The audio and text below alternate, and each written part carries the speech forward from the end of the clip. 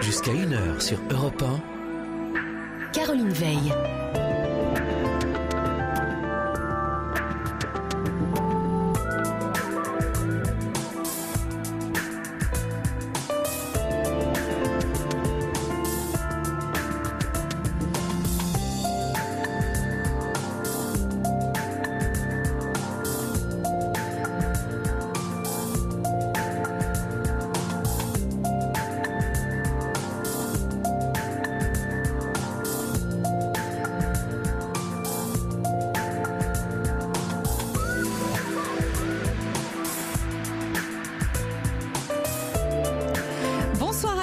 Et bienvenue sur Europe 1. Je suis très heureuse de vous retrouver comme tous les soirs pour notre libre antenne. Je réponds à vos appels au 39 21. Vous le savez, la ligne est à vous jusqu'à 1h. Et moi, je suis à votre écoute. Alors, de quoi parle-t-on ? De vous, de tout ce qui vous importe, de tout ce qui vous tient à cœur, de ce qui vous excite, de ce qui vous déçoit, de ce qui vous attriste aussi. C'est comme ça, on a des hauts, on a des bas, on a des histoires. L'idée, c'est d'en parler ensemble, de se raconter, de se confier aussi si vous rencontrez une difficulté particulière. Donc, je vous attends au 39 21. J'attends aussi vos réactions par SMS au 7 39 21 en commençant par le mot nuit et puis vos mails sur notre site europe1.fr. Bien entendu, vous allez dans un premier temps rencontrer Thomas, Corentin, qui sont dans les starting blocks au standard, prêts à vous accueillir et qui passent la soirée avec vous. Toujours aussi efficace, merci à eux. Et puis merci à Philippe Chartier, notre légende qui réalise avec talent cette émission. Europe 1, Caroline Veil. Toutes vos confidences à Caroline Veil au 39 21. 50 centimes la minute plus coût de l'appel. Et je vous propose de commencer cette émission avec Janine. Bonsoir Janine. Bonsoir Caroline. Mais vous avez une jolie voix. Ah bon, mais vous aussi Caroline. Oh merci, vous êtes gentille. Parce que je suis contente de vous parler. Il y a longtemps que je voulais appeler, puis je pouvais pas. Tous les jours je reculais. Et puis là, bon, je me suis décidée. Bon, c'est vrai que c'est pas facile. Non. Mais par contre, c'est vrai que il y a longtemps que j'écoute l'émission. Mais bon, c'est peut-être pas très bien de dire ça, mais c'est vous que je préfère. Ah bah c'est gentil. Mais les autres sont très très sympas aussi, croyez-moi. Oui, je sais. J'ai déjà eu Caroline Blanche une fois. Bon. Mais ça fait rien. C'est votre voix. Elle est formidable. Ah, vous êtes génial. Alors, qu'est-ce qui vous arrive ? C'est-à-dire que moi, vous savez, j'ai eu une vie très compliquée puisque je suis pas toute jeune. Oui. Je ne sais pas si vous avez mon âge. Non, je l'ai pas. J'ai 92 ans. Waouh, c'est beau, Janine. Oh, oui, c'est beau, mais si j'avais pas eu le dernier malheur qui m'est arrivé, c'est que j'ai perdu mon fils chéri que j'aimais tant. Ça, c'est un vrai malheur. Oh là là, vous savez, il n'y a pas au-delà. Non, je suis d'accord avec vous. D'autant plus que je l'aimais beaucoup et puis... Bon, c'est compliqué, vous savez. Non, mais c'est pas d'autant plus que je l'aimais beaucoup. C'est-à-dire qu'un enfant, c'est ce qu'il peut y avoir de pire. Et d'ailleurs, il n'y a pas de mots pour le nommer. Ça, parce que c'est innommable. Alors, vous savez, moi, maintenant, c'est un vide pour moi. Je peux pas m'imaginer qu'il est plus là. J'y pense tous les jours. Et je peux pas arriver à penser que je le verrai plus et qu'il est plus là. Vous voyez, parce que je me suis beaucoup occupée de lui. C'est-à-dire, si je vous explique... pourquoi que c'est arrivé, enfin, un peu pour tout ça. Voilà, parce que moi, j'avais 3 enfants, mais j'ai eu une vie, heureuse avec mon mari, je peux dire ça. Bon, c'est déjà ça. Oui, puis alors, nous, on vivait que pour nos 3 enfants, pour qu'ils soient heureux. Et puis, eh bien, donc... attendez, je ne sais plus où j'en étais. On parlait de votre vie avec votre mari que vous avez eu et qui était une vie heureuse. Oui, alors mon fils, figurez-vous, il n'a pas supporté sa séparation. Ah. Et il a fait une dépression, il a commencé par une dépression et il ne s'est jamais remis. Il a été malade pendant 10 ans, je l'ai aidé pourtant de toutes les façons pour ne pas le perdre, tellement j'avais peur de le perdre. J'étais toujours à ses côtés pour l'aider, pour qu'il se remette. Et puis, eh bien, voilà, ça a duré 10 ans. Il a fait des tentatives de suicide. Oh là là. Ah, vous savez, j'ai vraiment souffert avec lui parce que moi, je me tourmentais toujours. Je vivais que dans le tourment. Je l'ai vu dans le coma, je l'ai vu en réa. Oh là là. Ça a été terrible, vous savez. C'était un garçon d'une gentillesse incroyable, tellement il était gentil. Et c'est à cause de sa femme qu'il a eu. Parce qu'il a vécu avec une jeune femme qui était bien pendant 12 ans. Et il l'a quittée pour prendre une autre femme. Il s'est marié pendant 18 ans et il a été manipulé pendant 18 ans avec cette femme. Ah bon? Oui. Je peux dire c'est à cause d'elle qu'il n'est plus là. Qu'est-ce que vous appelez manipuler? Eh bien, c'est-à-dire, il disait oui à tout. Ah, mais parce qu'il l'aimait. Bah, je pense, oui. Quand on dit oui à tout, c'est qu'on voit avec des yeux pleins d'amour. Il ne savait jamais dire non. Oui, mais parce qu'il avait envie de lui dire oui. Alors finalement, eh ben, moi je pense que bon, c'était un peu le larbin. C'était parce que vous savez, mon fils, il travaillait dans une banque, il gagnait bien sa vie, hein. Oui. Et il n'y avait jamais d'argent. Elle dépensait tout l'argent. Et elle travaillait, il y avait 2 salaires. Et il n'y avait jamais d'argent dans le ménage, jamais, jamais. Et puis voilà, ben, il supportait tout. Parce qu'il l'aimait. Il disait amen à tout. J'ai jamais compris. Et alors elle est partie? Eh bien, elle a voulu divorcer au bout d'un moment. Et lui, justement, il n'a pas supporté. Il n'a pas supporté, surtout parce qu'il avait 2 garçons. Il a toujours 2 garçons. Bon, il ne supportait pas que ses enfants puissent être séparés de leurs parents. Bien sûr. C'est vrai que c'est toujours un traumatisme pour les enfants. Alors un jour, elle lui a dit, ils feront comme les autres.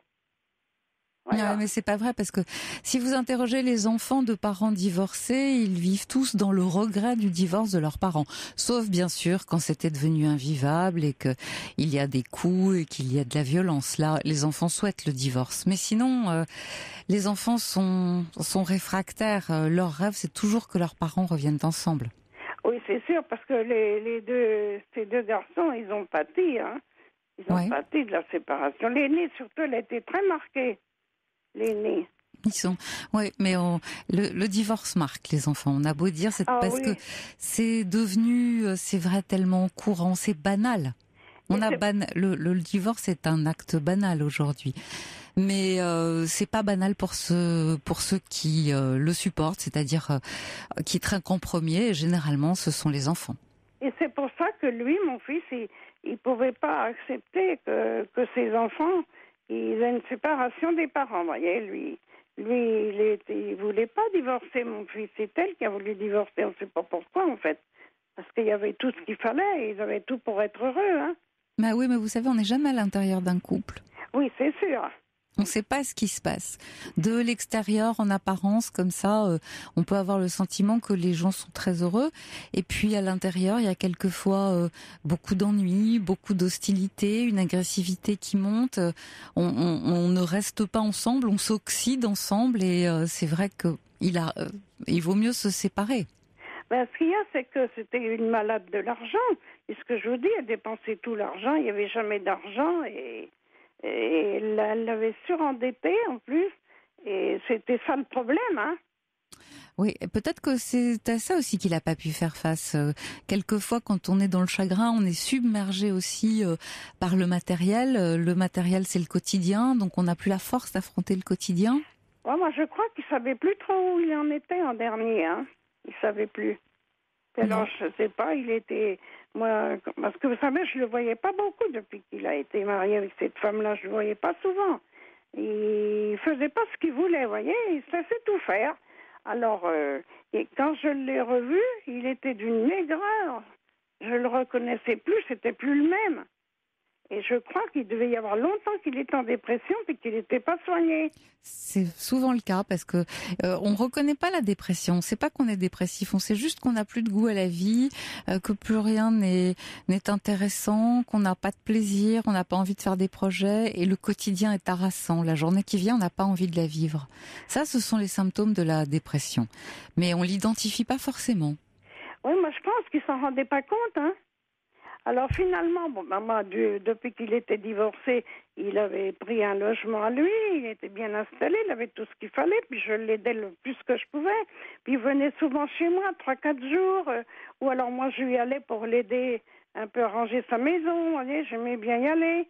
Et puis je l'ai toujours aidé. Et puis malgré tout, ce qu'il y a, vous voyez, de jour que ça n'a plus été, il s'est mis à l'alcool. Ah.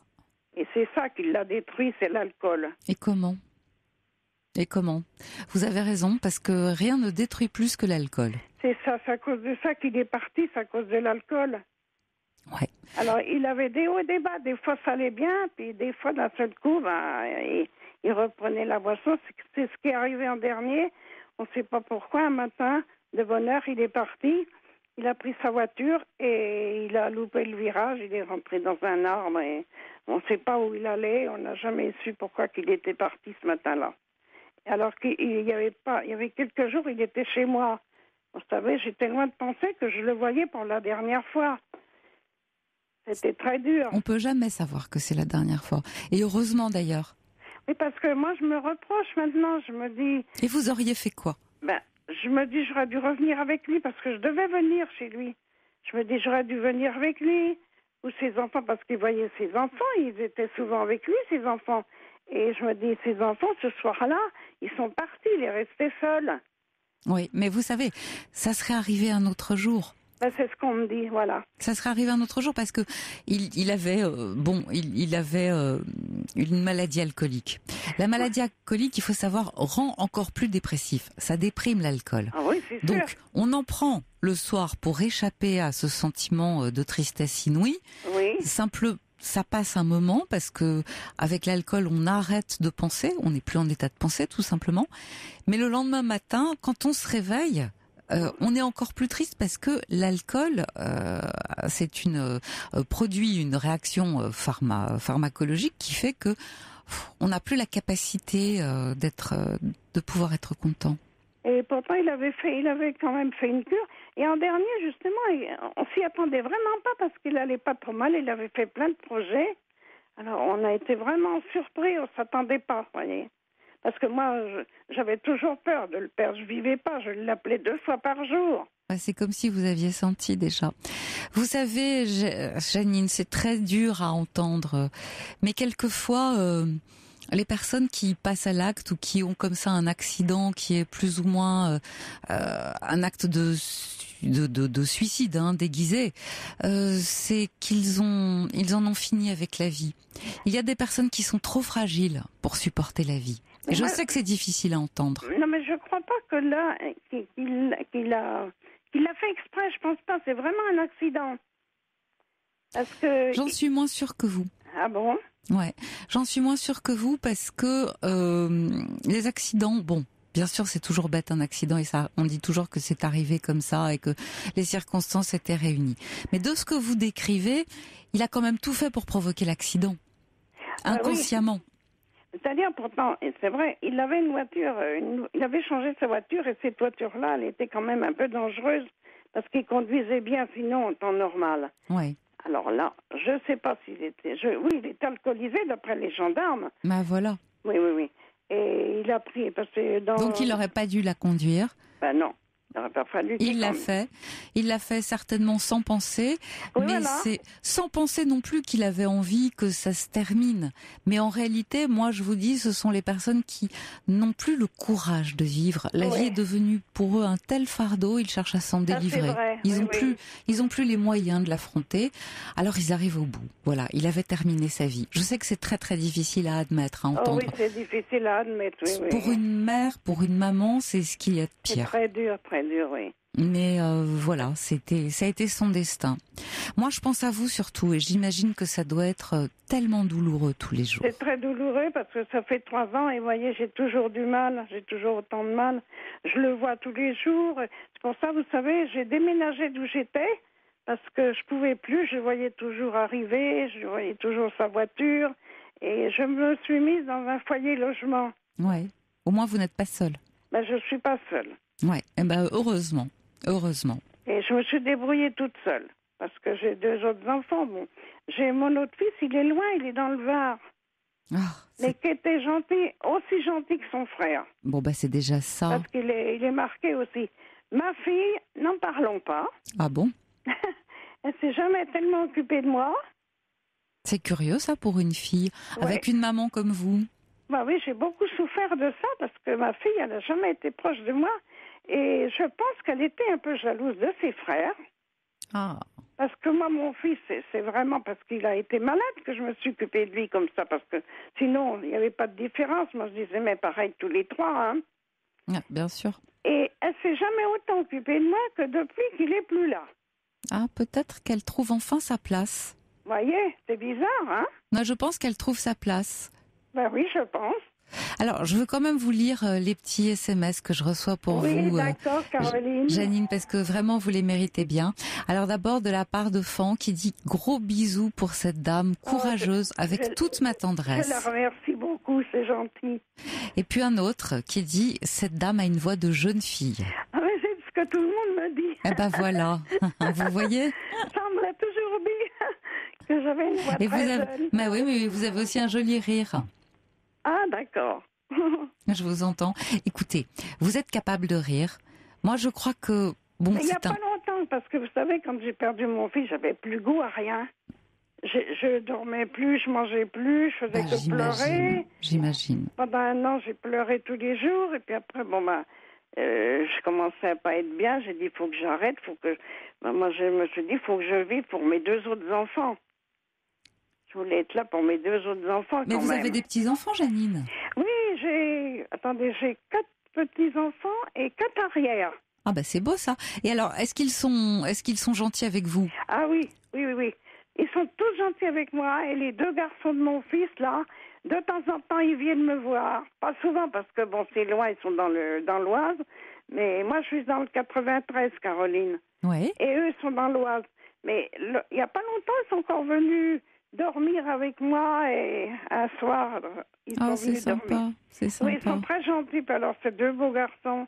Alors, ça me fait de la peine de me dire qu'il verra pas ces garçons grandir. Non, mais vous les voyez, vous. Voilà. Vous les voyez, vous. Ils ont eu beaucoup de mal aussi, tous les 2. Ils ont eu beaucoup de mal. C'est sûr. Perdre un père, c'est difficile. Mais enfin, parce que je me suis toujours occupée d'eux, alors ils sont très gentils avec moi. Ouais. Très gentils avec moi. Leur maman, par contre, je leur parle plus. Je lui parle plus. Parce que parce que moi, je trouve que si elle avait été une femme bien, mon fils, il serait encore là. Écoutez, on peut pas savoir. On ne peut pas savoir ce qui se passe dans un couple. Elle n'est pas responsable de la réaction de votre fils. Elle ne pouvait peut-être pas s'attendre à ce qu'il soit tellement dans le chagrin. Peut-être qu'elle l'a vu plus fort qu'il n'était. Je sais pas.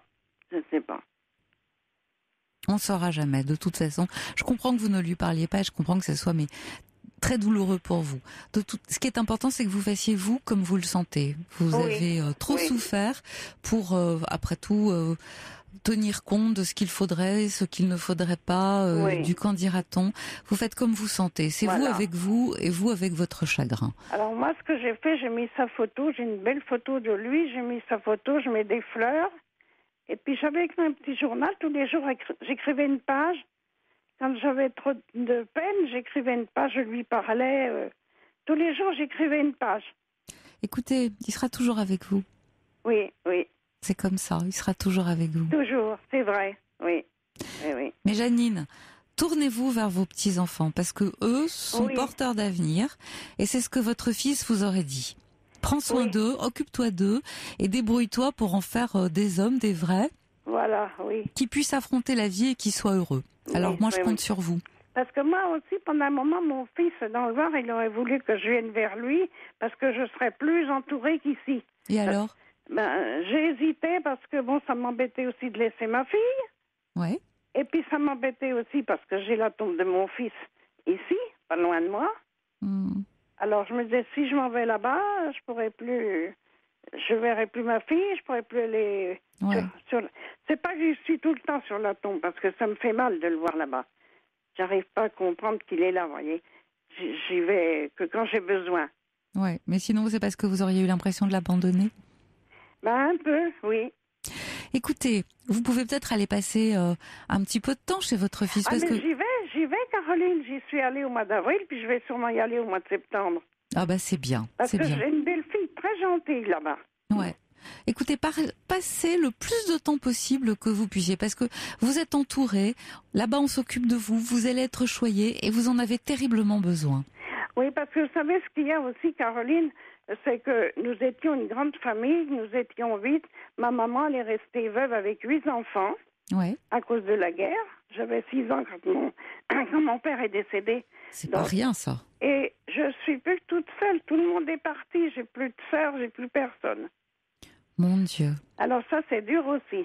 Bah oui, vous avez vu partir petit à petit ceux que vous aimiez. Tout le monde. Je reçois un message très gentil de la part d'Inès qui dit courage à Janine, une voix très jeune, et continuez à vivre, à penser à vous. Ah, je vous remercie. Et vous avez l'air adorable. Oh, je remercie cette dame. C'est vrai que tout le monde m'aime bien. Par contre, j'ai quand même des amis ici parce que moi, j'ai toujours fait du sport toute ma vie. Et pourquoi on vous aimerait pas? Comment? Et pourquoi on ne vous aimerait pas? Je peux plus parce que là, je suis trop âgée maintenant. Mais j'ai fait 30 ans de gym, 20 ans d'aquagym, justement, avec mon fils, là, qui n'est plus là. Moi, j'ai été au sport d'hiver j'allais au sport d'hiver. Avec sa première femme, on était toujours ensemble. On était au sport d'hiver ensemble. J'ai toujours fait du sport. Et donc, j'ai gardé quand même pas mal d'amis. Ouais. Puis des voyages aussi que j'ai fait. Alors, j'ai toujours bougé. Mais Janine, j'ai l'impression que vous avez une belle vie. J'ai eu une belle vie, ah oui. Ouais. S'il m'était pas arrivé ça, je vous jure, Caroline, j'ai eu une belle vie. Je me plains pas. Ouais. Mais il est arrivé ça et ça, c'est le pire. Ben voilà. Mais moi, je voudrais que vous vous occupiez de vos petits-fils parce que eux, ils sont là, ils sont bien là et je crois qu'ils comptent sur vous. Ah oui, ah oui. C'est ce que votre fils vous dirait. Ah ben, vous savez, ça, mes petits-fils, je les laisserai jamais. Hein. Bah voilà. Jamais je les laisserai. Alors je sais, vous devez vivre avec ce chagrin, mais quand vous les regardez, il faut que le chagrin cède le pas à la vie. Oui, parce que eux, ils ont la vie. Ils sont là, ils vous entourent. Oui, c'est vrai. Et c'est ici que ça se passe. Oui, oui. Hein, il sera toujours temps. Non, mais moi, je me suis toujours occupée d'eux, je m'occuperai toujours d'eux. Oui, j'en suis sûre. Mais bon, faites-le aussi pour votre fils, celui qui est parti. Voilà, pour lui. Je sais, j'y pense. Parce qu'il aimait beaucoup ses 2 enfants. Ouais. Eh oui. Voilà, Caroline, aussi, j'ai eu une vie quand même à part, puisque je vous dis, ma maman nous a élevés tous les 8 toutes seules. J'ai vécu à la campagne, vraiment à la campagne, parce que mes parents avaient une ferme. Et je connais tout de la campagne. Oui, mais ça s'entend que vous avez... Il y a du sourire dans votre voix. Vous savez, ça s'entend quand on sourit, quand on parle. Parce que moi, je suis comme ma mère. Ma mère, elle se plaignait. J'ai jamais entendu ma mère se plaindre, malgré le malheur qu'elle a eu aussi, la pauvre. Hein. Ah oui, 8 enfants comme ça, veuves, au lendemain de la guerre, ça n'a pas dû être simple. 8 enfants, Caroline, et en plus, elle n'a pas touché de pension de guerre qu'elle avait droit, parce qu'il n'y avait personne pour l'aider. Elle n'a pas su s'en occuper. Et elle n'a jamais rien touché, elle s'est débrouillée toute seule. Mais vous aussi, elle vous a donné ce talent-là, j'ai l'impression. Oui, c'est vrai, je lui ressemble beaucoup. En tout cas, vous avez son courage et vous avez sa force. Alors moi, je compte sur vous. Ça, c'est vrai. Oui. Janine, je vous embrasse. Je suis contente d'avoir passé un moment avec vous. Je vous remercie, Caroline. Ça m'a fait plaisir. Moi aussi. D'être avec vous. À très bientôt, j'espère. Je sais que vous nous rappelez. Je sais qu'on ne peut pas faire grand-chose pour moi maintenant, mais enfin... Je vous dis au revoir et je vous embrasse. Au revoir, Caroline. Merci. Au revoir.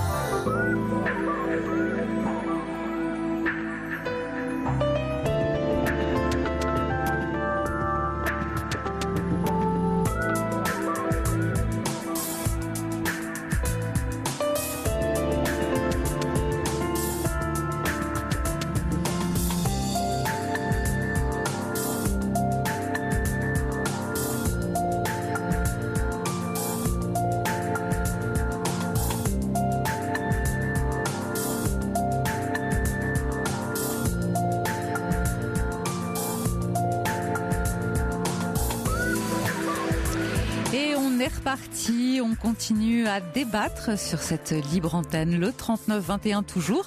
Je suis à votre écoute jusqu'à 1h et on poursuit notre conversation. On échange, on partage. L'idée, c'est d'appeler si vous avez envie de raconter, si vous traversez un souci dans votre vie, plus particulièrement en ce moment, ou bien parce que vous êtes tellement content que vous ne pouvez pas le garder pour vous tout seul. Là aussi, n'hésitez pas. Autre option, appelez-nous 39-21. 7 39 21 en commençant par le mot nuit pour vos SMS et vos mails sur notre site europe1.fr. Alors j'étais juste avant le flash avec Janine et j'aimerais lire à Janine un dernier SMS de la part de Sophie de Paris. Janine, je vous le lis parce que je sais que vous êtes toujours à l'écoute. Et Sophie vous dit, vous êtes charmante, adorable. J'aurais juste envie de vous prendre dans les bras pour vous consoler de tous vos chagrins. Bon courage à vous. Je vous propose maintenant de poursuivre avec Nadine. Bonsoir Nadine. Oui, bonsoir Caroline. Alors vous avez un problème d'un tout autre ordre. Il me semble qu'on s'est déjà parlé. Bon, c'est pas grave. Enfin, non. Vous allez me raconter. Mon fils souhaiterait vous parler, oui, mais moi non. Ah bon, d'accord. Non, voilà. En fait, j'appelle pour mon fils. Qui est un jeune homme handicapé, il a 24 ans. Oui. Bon, il s'exprime très très bien, il a une intelligence, il a son handicap, mais il parle très bien, il sait lire, plein de choses. Et il voudrait aussi vous parler parce qu'il voudrait rencontrer une amoureuse. Ça c'est une autre histoire. Non, mais il a déjà eu plusieurs fois, c'est pas évident qu'il passe à l'antenne. Non, moi je vous appelle, concernant mon fils, qui est donc dans une institution, et il rentre tous les 15 jours à la maison. Oui. Et ce qui s'est passé, c'est qu'en général, le 14 juillet, je fais en sorte, il aime bien regarder le feu d'artifice, on regarde de notre jardin, on voit le feu d'artifice, on s'installe, etc. Il est tout content. Et comme il rentre tous les 15 jours, cette année, chez nous, le feu d'artifice, c'est le 13 juillet. D'accord. Et donc, c'était le week-end, la semaine dernière, et c'était un week-end où il devait rester dans son institution. Ah. Voilà, donc, comme ça s'est fait antérieurement, plus d'un mois avant, on a vu ce qui se passait, et on a dit à mon fils, j'ai dit à mon fils, est-ce que tu veux rester dans ton établissement où tu rentres, c'était un week-end où il devait rester dans son établissement, et il a réfléchi un petit peu, il a dit non maman, je préfère rentrer à la maison, et puis comme ça on regarde le feu d'artifice. Entre-temps, on a su que dans son établissement, le jour du 14 juillet, il y avait une sortie à la mer. Il adore l'eau. Mon fils adore l'eau, il sait très bien nager. Nous sommes dans les Hautes-Alpes, donc la mer c'est pas très loin, mais c'est vrai que j'ai plus à la piscine qu'à la mer. Et puis en plus il y allait avec son établissement. Donc il a dit écoute maman, je vais pas venir ce week-end regarder le 14 juillet le feu d'artifice avec toi. Je reste dans mon établissement et je vais à la mer. Et la veille, c'est-à-dire le jeudi 13, je passe, parce que quand il rentre pas, je passe toujours le voir, et on me dit, Hugo, il s'appelle Hugo, mon fils, en fait. Oui, c'est pas grave. Voilà, parce qu'il a tendance, il s'énerve, et il casse. Il casse, il casse. Et ce qui s'est passé, c'est que la semaine de ce mois qui est passé, il a quand même cassé une prise de courant dans sa chambre. Il était en colère ? Oui, mais il suffit d'une seconde de colère. Il est un peu, c'est son handicap. Voilà, oui. Il casse des lunettes, il casse j'imagine beaucoup de choses, que s'il n'avait pas de handicap, il casserait pas. Exact, mais voilà, tout à fait. Donc, donc on me dit, la chef de service me prend dans son bureau à part, sur mon fils, et me dit, écoutez, on s'est réunis et on a dit que cette sortie à la mer demain, c'est-à-dire le lendemain, il n'allait pas la faire. Il est puni ? Parce que, voilà. en punition. Alors je l'ai très mal pris intelligemment. Enfin, je veux dire, j'ai dit mais je ne suis pas d'accord. Enfin, ok, c'est pas bien ce qu'il a fait, mais vous vous rendez compte, ça fait plus d'1 mois qu'il pense à cette sortie à la mer. Il a choisi de rester chez vous, de pas venir à la maison pour regarder le feu d'artifice. Enfin, il y a tout ça. Et vous décidez Enfin, je dis, mais c'est cruel ce que vous faites. Mais eux, leur argument, que je comprends aussi, que je comprends, mais c'est là où est mon dilemme. Mais bon... Allez-y, quel est leur argument ? Et leur argument, c'est qu'il s'est mis en danger et du fait de cette prise de courant, qu'il a cassé, et il a même dit, parce qu'après on l'a reçu dans le bureau, il a dit j'ai pris le jus quand même un petit peu, enfin voilà. Et leur argument, c'était, on lui fait plaisir, mais il n'y a pas de raison. On lui fait plaisir, mais que lui aussi fasse pas des efforts, parce que c'est son handicap, ils le savent aussi. Mais voilà. Oui, mais le but, c'est d'arriver précisément à ce que cet handicap, à ce qu'il puisse être, non pas jugulé, parce que c'est compliqué, voilà. Mais en tout cas, à ce qu'il puisse être le moins prégnant possible. Oui, voilà. Alors, je suis d'accord avec vous, Nadine. Ça paraît comme ça très coercitif, très sévère. Mais en même temps, j'ai envie de vous dire que ces gens-là savent ce qu'ils font. Mais oui. C'est vrai que ça paraît cruel. Je ne vais pas vous dire le contraire. Au premier lieu, quand on entend dire « Oh non, mon Dieu, pas ça ». Et si, c'est ça quand même. Mais je crois qu'ils le font en toute conscience. Ça leur fait pas plaisir de le faire. Ouais. Non, mais c'est ce qu'ils m'ont dit, parce que j'ai discuté avec eux, parce que quelque part, moi j'ai une relation pas d'amitié avec eux, mais ils sont pas loin de chez moi, on est à 15 kilomètres, donc je les vois très souvent. Mais voilà, parce que je suis seule, mon mari est décédé, bref, donc j'ai tellement souffert de ça, ça va faire une semaine. Mais je comprends, ça a dû vous mettre en l'air. Voilà, et puis le lendemain, parce que quand j'ai su ça le soir, le lendemain, je savais que tous partaient, son petit groupe, ils partaient tous à la mer. J'ai quand même appelé pour savoir comment ils s'étaient comportés. Oui, bien sûr. Et on m'a dit que pas de souci, très bien, égal à lui-même quand il est quand il n'est pas dans ses colères, quoi, en fait. Voilà, il était très très bien. Mais voilà, mais ça a du mal à passer, quoi. J'ai encore discuté avec une éduque hier, et je lui ai dit, mais moi ça passe, c'est trop dur pour moi, quoi. Bien sûr, vous voudriez le mieux pour votre fils. Ça reste votre petit. Plus ils sont fragiles, plus on les aime. C'est comme ça. Et c'est vous l'avez ressenti. Je dirais presque que vous avez été plus puni que lui. Peut-être, j'ai peut-être plus souffert que lui, parce que lui, quelque part, oui, je crois qu'avec son intelligence et tout, je pense qu'il dévie, parce que comme il parle beaucoup, il blague aussi, peut-être il souffre moins, il a moins souffert que moi, peut-être, ouais. Vous savez, il a très bien dû comprendre ce qui s'est passé, et le but, c'est aussi d'éviter qu'il ne se mette en danger. Oui, voilà, c'est pour ça que j'ai bien compris aussi leur point de vue, mais ils m'ont même dit que quand ils en ont discuté entre eux, ça a été très dur pour eux de prendre cette décision. Mais ça va faire une semaine, donc petit à petit, mais il fallait quand même que j'en parle à quelqu'un. Vous avez très bien fait d'appeler. Comme je vous écoute souvent, etc., je dis, mais parce que je suis seule avec ça, mais c'est vrai que je les comprends quelque part. Et peut-être qu'il fallait marquer le coup très fort. Oui, parce que c'est dangereux d'arracher les prix. Si on lui laisse penser que c'est anodin et qu'il peut se mettre en colère, il peut aussi, il y a une escalade dans la violence. Ah non, mais vous savez qu'il s'est, dans sa violence, voilà, comme il voit pas très bien des fois, il s'est fait un décollement de rétine, quoi, aussi, Voilà. Il a plus qu'un œil, qui voit très peu, et sans arrêt il dit, quand on va voir l'ophtalmo, de toute façon, si je deviens aveugle, c'est mon problème, je m'en fiche, mais c'est pas vrai. Voilà, il est aussi dans cette escale. Il sait très bien tout ce qu'il fait. C'est vrai que quand il casse, c'est... Alors, par contre, là, je crois qu'il ne sait pas. Il se passe une décharge électrique dans son cerveau il ne contrôle pas ses pulsions. Il ne contrôle pas, voilà, tout à fait.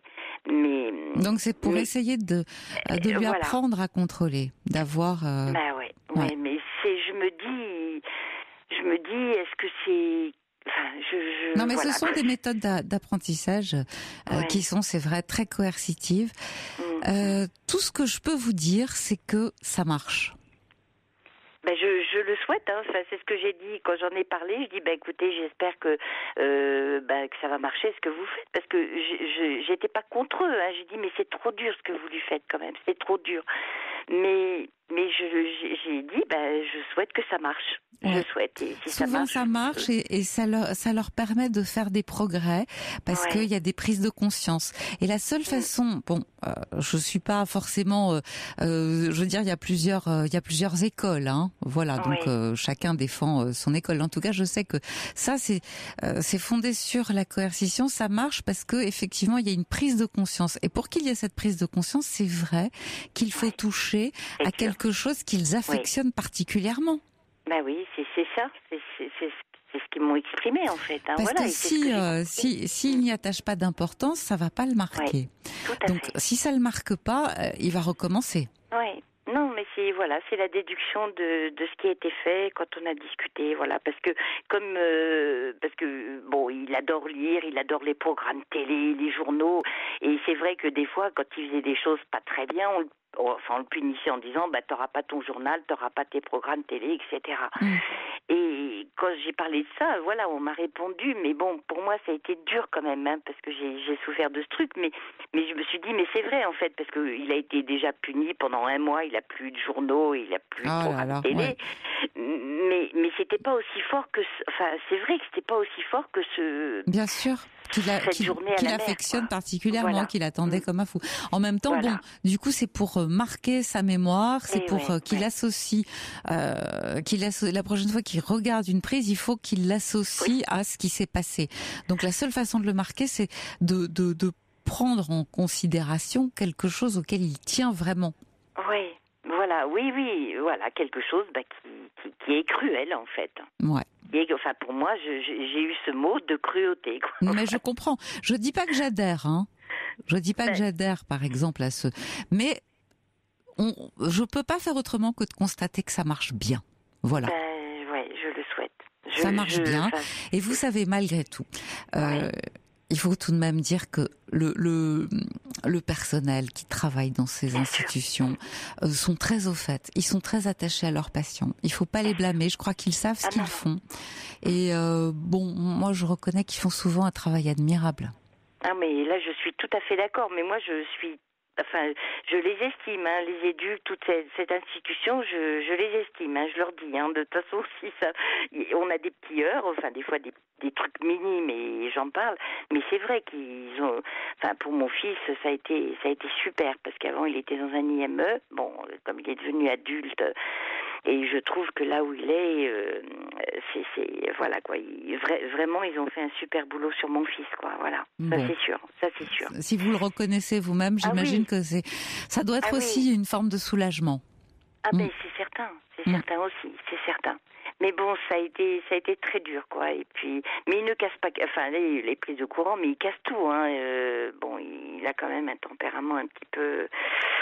Hein, c'est des radios réveils, il en a eu des tonnes. D'ailleurs, il vous écoutait tous les soirs, mais maintenant, il m'en demande plus.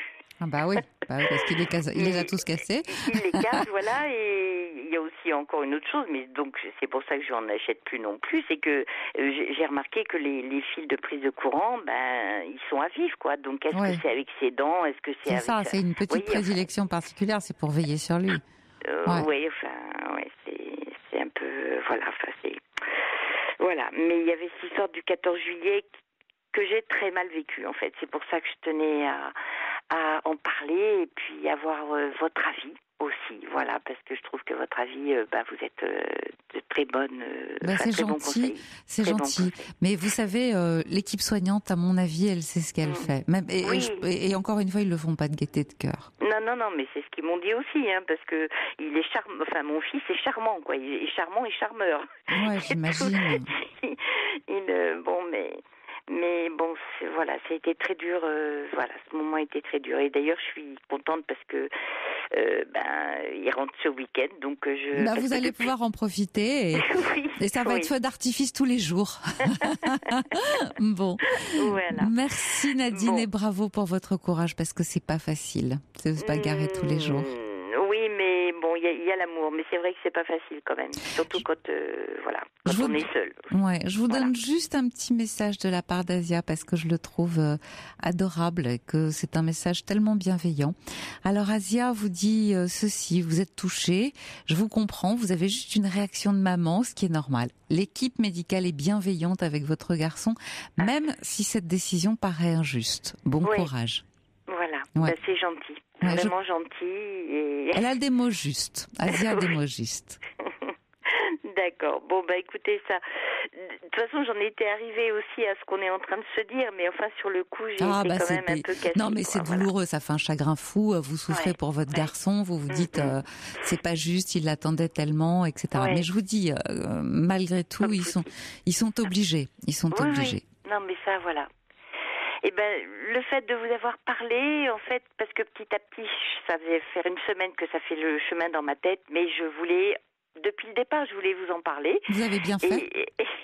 Mais déjà, ça fait déjà quelques jours, mais déjà, j'avais fait ce chemin en me disant, voilà, ça va être du positif, on va dire, voilà. Ouais. Et puis vous savez, Nadine, c'est derrière. Donc maintenant, on pense aux prochaines joies, c'est-à-dire votre fils à la maison ce week-end, et puis tout ce que vous allez faire ensemble, et puis ce qu'il continuera de faire. Voilà. Exactement. D'accord. Écoutez, Caroline, n'hésitez pas à nous rappeler en tout cas. Y a pas Quand vous en avez gros sur le cœur, on est là. D'accord, mais je le sais. D'accord. Oui. Merci à vous, Caroline. Merci à toute votre équipe, tous ceux du Standard aussi. Ah oui, ils sont formidables.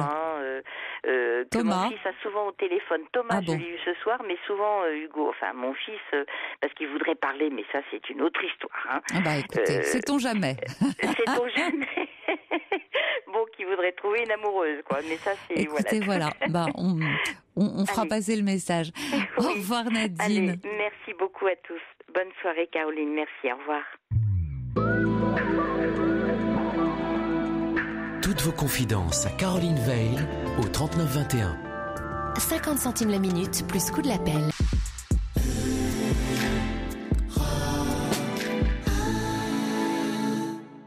Et tout de suite, nous allons prendre Marie. Bonsoir, Marie. Bonsoir, Caroline. Merci de me prendre et de m'accueillir. C'est gentil à vous de nous appeler. Et je vais surtout parler de moi parce que je n'ai rien d'autre à dire que de parler que de moi. Ce n'est pas de l'égoïsme, ce n'est pas de l'égocentrisme, c'est que je suis très très seule. Et je vais vous expliquer ce qui m'arrive en fait. J'ai eu une vie complètement terrible, j'avoue, terrible depuis ma naissance. En fait, avec un papa très doux mais qui parlait très peu et une maman très très autoritaire. Bon, et je suis née, je vous explique en gros, je vais pas m'étendre là-dessus. Je suis partie à 15 ans d'Algérie, du temps où l'Algérie était française, parce que nous sommes partis et nous avons attendu 3 jours à l'aéroport, etc. Moi, j'ai beaucoup pleuré. Apparemment, mes parents ont très bien caché leur jeu. Et ça a été un grand merci pour moi. Enfin, bon, bref. Et j'ai atterri en plein soleil, donc je suis pas loin de la mer et voilà, malheureusement, je peux plus aller à la plage. Je peux plus aller à la plage parce que j'ai une BPCO, j'ai beaucoup trop fumé dans ma vie. Et je souffre terriblement de la climatisation, des courants d'air, des francs-prix, des monoprix, de tous ces magasins où il fait très froid. Voilà, où il fait très froid et quand je me plonge là-dedans. Donc, en fait, depuis 5 ans, j'ai eu une bonne dizaine de fractures. Quand même, ouais, oui, c'est beaucoup. Ce qui m'a complètement isolée, bouleversée et qui me fait souffrir terriblement. Et c'est pour cela que je vous appelle, parce que je me demande, j'ai plus envie de parler à qui que ce soit, parce que dans mon esprit, les gens ne comprennent pas. Et j'ai presque une espèce d'agressivité. J'ai peur de devenir acariâtre. Je suis quelqu'un de très gai, très mignonne, très dynamique. Enfin bon, j'ai fait beaucoup de jaloux dans ma famille surtout. Et je ne parle plus à ma famille en fait. J'ai 2 frères et 2 sœurs. Mes parents sont plus là. Et malheureusement, quand mon papa est décédé, je n'ai pas pleuré. Et ma sœur m'a dit, mais tu es une dure, mais c'est terrible. Tu me dégoûtes, enfin. Wow, c'est dur, ça. Oui, c'est très dur. Et il m'est sorti un eczéma géant, enfin bon, bref. Mais je crois que pendant 20 ans, même maintenant, je n'arrive plus à pleurer. Et je n'arrive plus à exprimer, je n'arrive plus, voilà, à... Et j'ai envie de partager, j'ai besoin de donner, pardon, j'ai besoin de donner, de partager, ma vie a été faite que de ça, et j'ai beaucoup souffert parce que, en fait, ce que je voulais, c'était me faire aimer, tout simplement, et beaucoup de reconnaissance, et là, maintenant, je suis quasiment transparente, voilà. Transparente. Oui, je n'existe plus pour personne. Alors, bon, j'ai un caractère très fort, très dur, je suis terrible avec moi-même, je vous dis, je souffre le martyre, mais je ne veux pas d'infirmière, je veux personne. À l'hôpital, je me suis cassé les jambes, puis le dos, puis la nuque, puis... Ah, vous êtes cassé de partout. De partout, oui, j'ai plein de... À l'aéroport, je ferais gling. Voilà. Et ceci dit, le pire, ça a été quand j'ai commencé à marcher. Je suis sortie avec mon petit chien, et il y a une grosse moto qui m'a envoyé en l'air à un passage piéton. Donc il y a rebelote, ça a été terrible parce que depuis vous êtes traumatisée aussi. Je suis traumatisée, je fais tout pour sortir, mais je peux pas aller bien loin parce que de toute façon je tiens pas debout. Donc voilà, je m'isole, ce n'est pas de moi, j'ai envie de partager, j'ai envie d'avoir des amis, je n'ai plus personne. En fait, j'avais 2 ou 3 amis, on m'a dit quand tu iras bien, on viendra te voir. En fait, ça fait 5 ans que je suis toute seule complètement, voilà. Alors j'ai une fille, évidemment, puisque je suis maman célibataire, hein. Ça c'est un choix que j'ai fait à 24 ans, juste avant que Simone Veil nous quitte maintenant, parce que je voulais lui rendre un hommage. Voilà, donc j'ai vécu un petit peu l'enfer auparavant, comme vous pouvez imaginer. J'ai bien compris, puisque mes parents étaient terribles et il fallait se tenir droit, de baisser les yeux. Enfin, il n'était pas question de se mettre à table, de parler, etc. Enfin, pour moi, ça a été très dur. Et puis, on m'a dit que les hommes, qu'il fallait les respecter. Enfin, bon, bref, je me suis sentie complètement... alors que je me suis dit, mais enfin, je peux pas m'exprimer, je ne peux pas dire ce que je veux. Mais après tout, mais enfin, je suis comme les autres. Mais mes parents me faisaient penser que les hommes avaient du caractère. Enfin, bon, j'ai appris depuis à comprendre. Malheureusement, depuis, j'ai plus voulu personne. Voilà. J'ai élevé ma fille. J'avais un ami sur Paris. Bon, je le voyais de temps en temps et c'était très bien parce que ma fille, de toute façon, le détestait. Et je me suis isolée un petit peu de tout et de tout le monde, alors que ça ne va pas du tout avec ma personnalité. Je suis quelqu'un de gai, de plein d'humour, de dynamisme.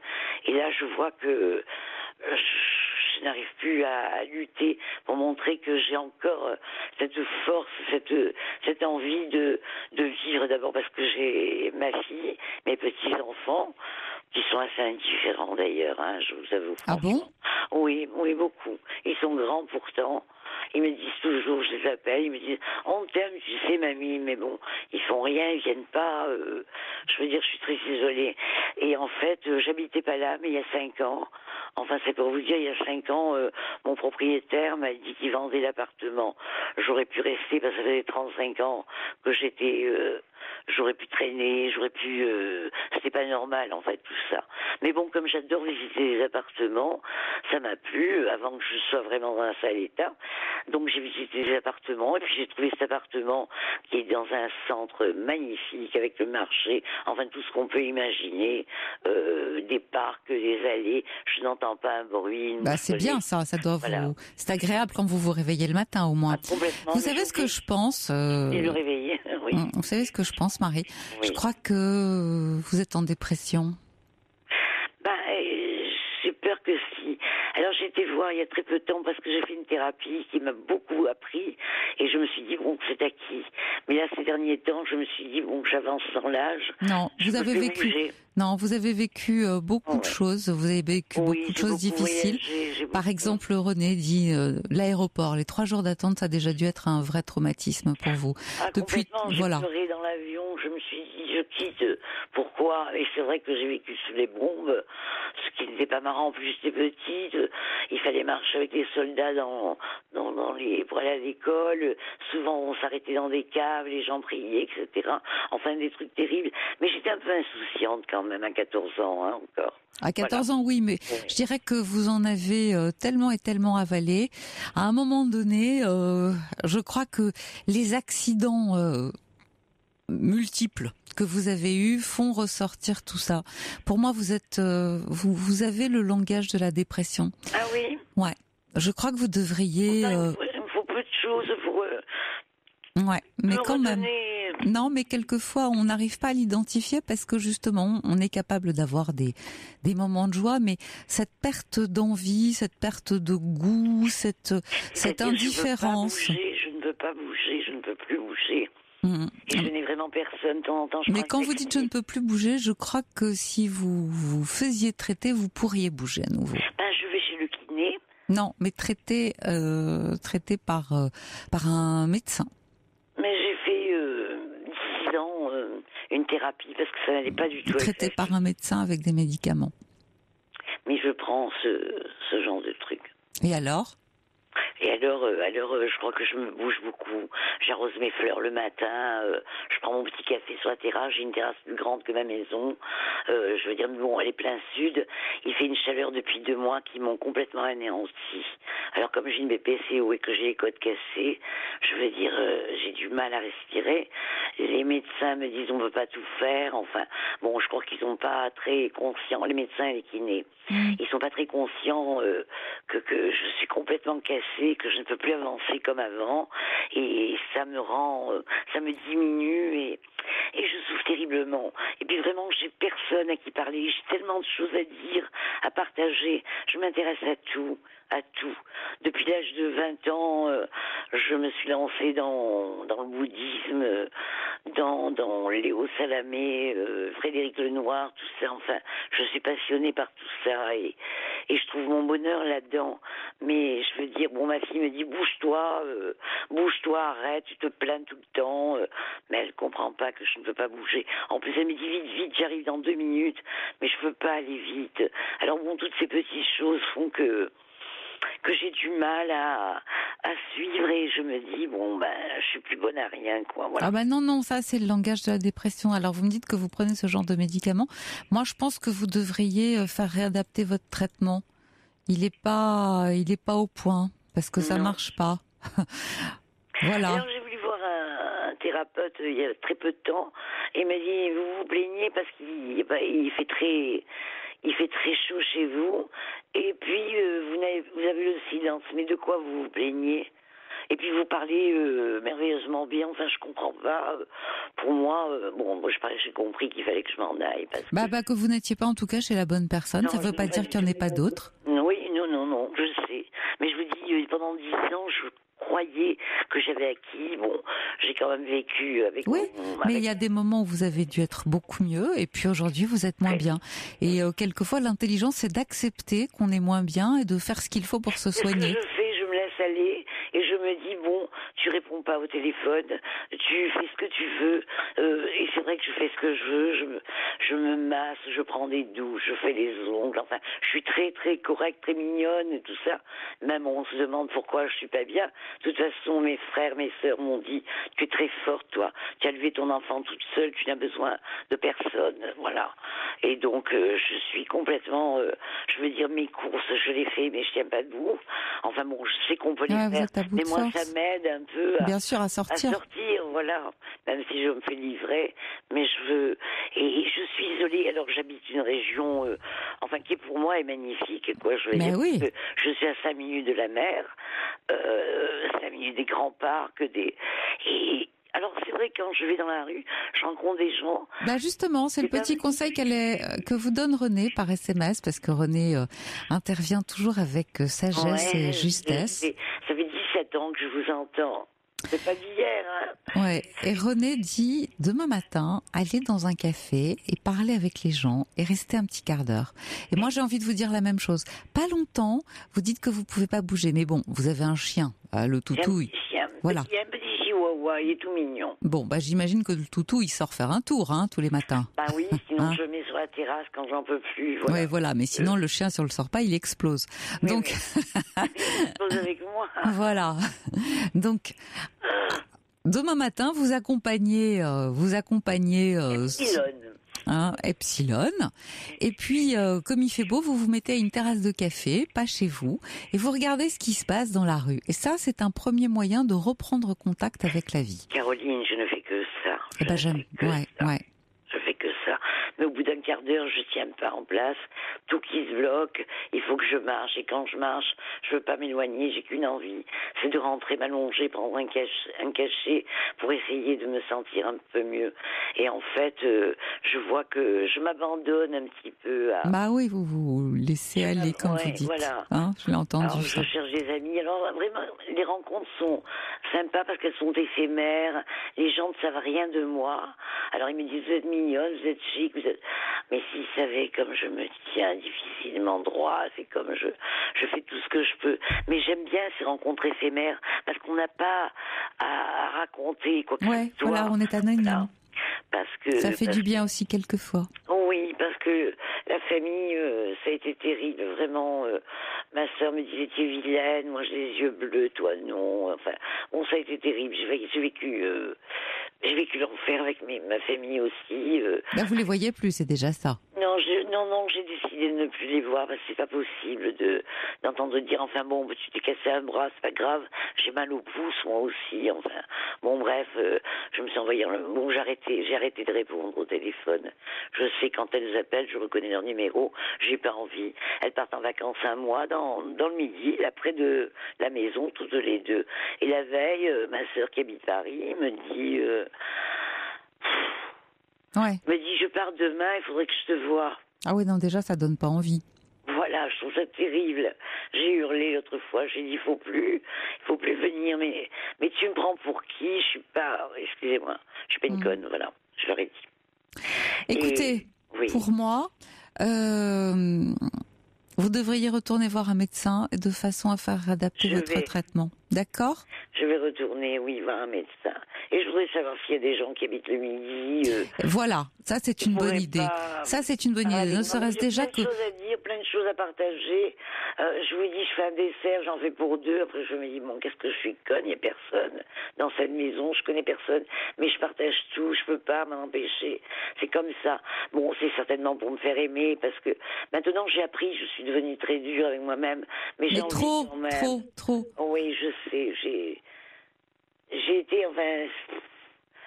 trop agréable avec tout le monde, mais parce que je voulais qu'on m'aime, je vous le cache pas. Mais c'est normal cette demande d'amour. J'ai fait du théâtre, j'ai fait plein de choses pour égayer ma vie.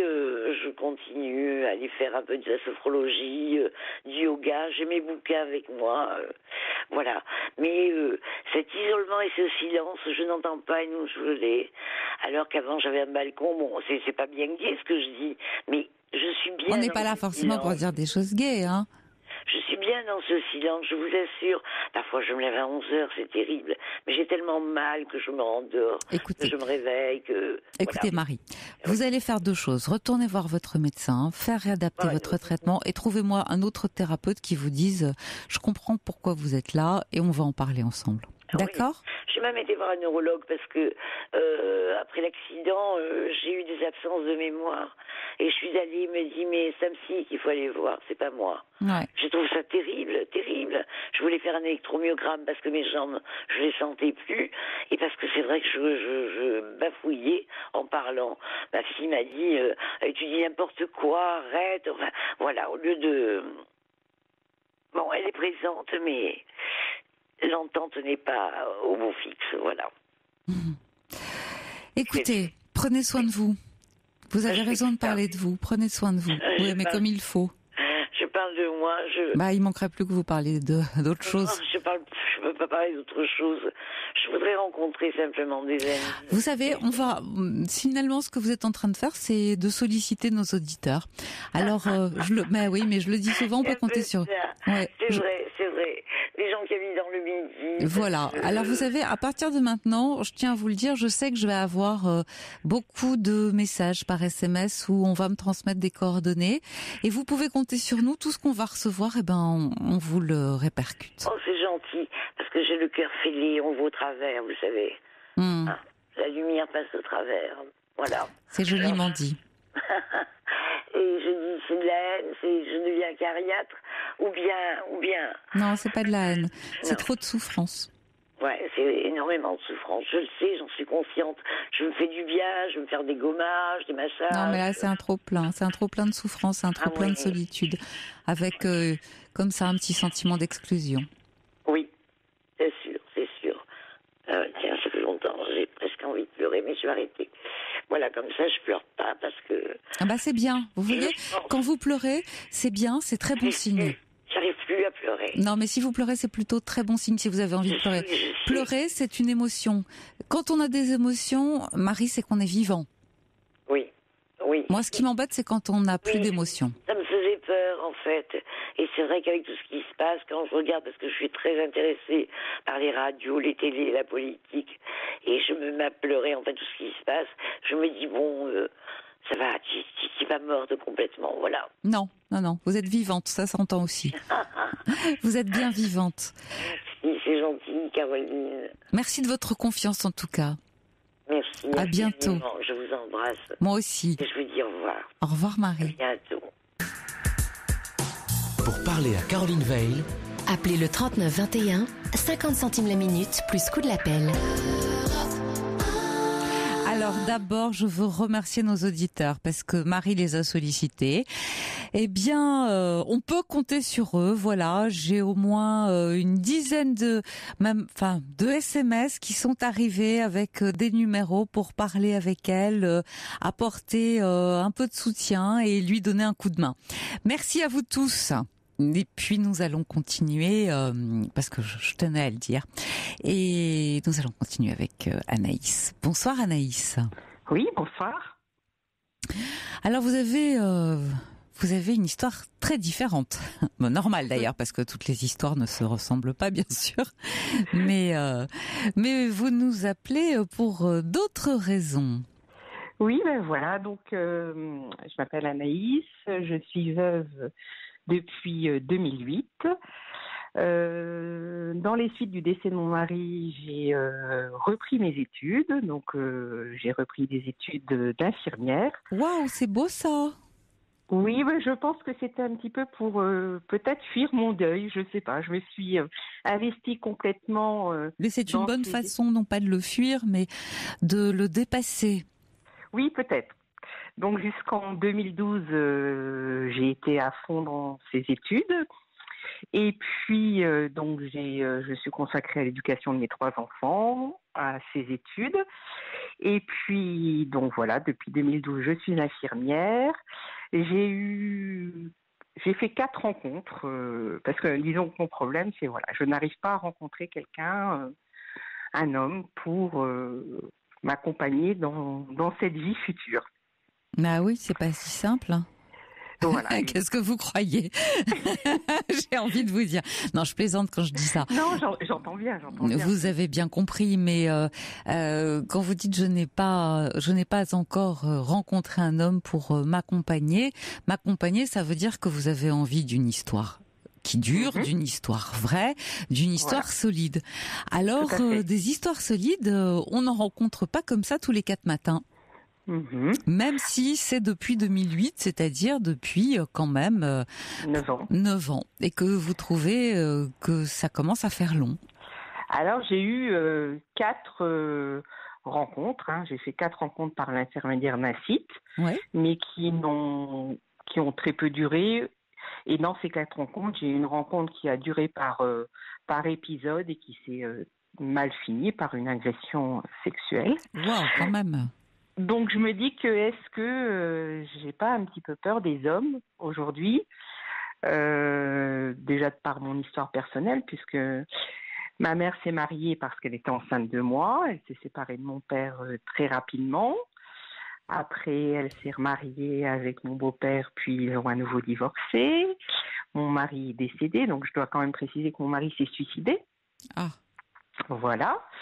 Et puis, donc après, il était dépressif, bien sûr, il était malade. Dépressif et alcoolique, ou l'un et l'autre, bon bref, voilà. Et donc, voilà, toute une problématique. Donc, voilà, c'est un petit peu difficile. Alors, aujourd'hui, j'ai des amis, je suis entourée d'amis. Je suis loin de ma famille puisque on avait déménagé avec mon mari et on a quitté la région, donc je suis à 700 km de ma famille.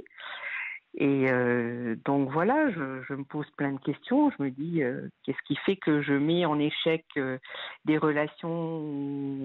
Pourquoi je ne rencontre personne? Non, mais attention. Déjà, on va pas tout confondre. Vous avez dit que vous êtes allé sur un site. Et sur un site, vous avez comme moi, il y a du très bon. Et il y a pas très mauvais. Voilà, il n'y a pas forcément quelqu'un qui peut correspondre à vos attentes. C'est vrai que sur les sites, il y a aussi beaucoup d'hommes qui sont, il faut le dire, des consommateurs. Où je le dis, parce que certains d'ailleurs affichent la couleur en disant moi j'ai pas envie d'une histoire, j'ai juste envie de partager un moment, mais pas plus parce que j'ai souffert dans ma vie, je veux pas m'attacher ou je veux pas, voilà, pour des raisons qui leur appartiennent. D'autres ne donnent pas les raisons, mais sont là quand même plus pour faire une rencontre, mais sans avoir le désir de s'attacher. Donc il y a ça, et c'est difficile de discerner parce que vous imaginez bien que quelqu'un qui a juste envie de consommer même 2 ou 3 fois de suite, il va pas non plus le dire clairement parce que sinon il trouverait personne. C'est vrai, vous avez raison. Voilà. Mais après, qui irait Enfin bon, il y a des sites spécialisés pour ça, donc là ils le disent plus clairement. Mais sinon, le but c'est quand même pour eux de séduire en ayant l'air de ne pas d'être finalement en quête aussi d'une histoire sérieuse, ce qui n'est pas le cas. Et ça sur un site, c'est ce que vous pouvez retrouver. C'est ce que vous pouvez trouver. Et vous pouvez aussi trouver des gens formidables qui sont dans la même attente que vous, qui ont aussi envie de solide, qui ont aussi envie de continuer et de partager, mais on peut pas savoir. Mais après, je ne sais pas comment rencontrer quelqu'un ou autre que par... La vie, Anaïs aussi. Oh, on a perdu Anaïs. Ah bah ça c'est triste alors, c'est ballot. Philippe va nous mettre un peu de musique le temps que nous la retrouvions. Bon, eh bien ce sont les aléas du direct. Hélas, on a perdu Anaïs. J'espère qu'on va la retrouver un peu plus tard. Pour l'instant, je vous propose de continuer avec Hugues. Bonsoir Hugues. Bonsoir. Alors, merci à vous de nous appeler. Je vous remercie aussi de votre confiance. Donc, je résume un tout petit peu votre histoire. Vous avez 52 ans. Vous avez été marié pendant près de 20 ans. Oui. Divorcé, je crois, en 2007. Oui. Et là, vous venez de subir une nouvelle rupture. Oui. Un peu que je compare un peu à celle que j'ai subie il y a 3 ans. Ouais.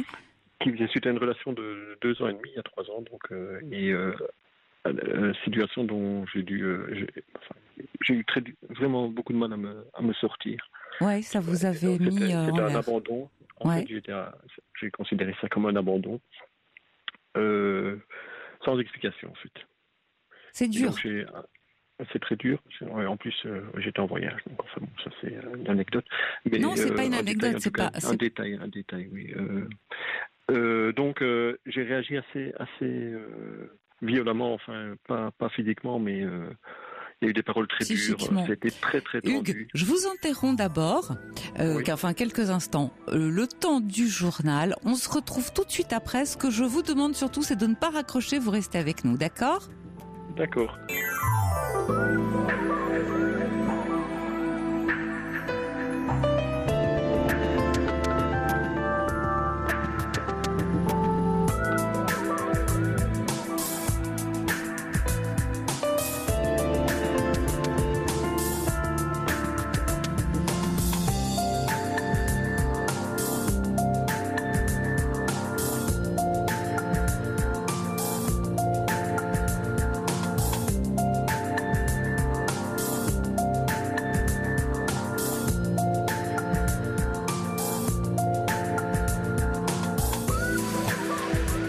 passé de 9 minutes, on reprend le cours de notre libre antenne. C'est toujours le 39-21.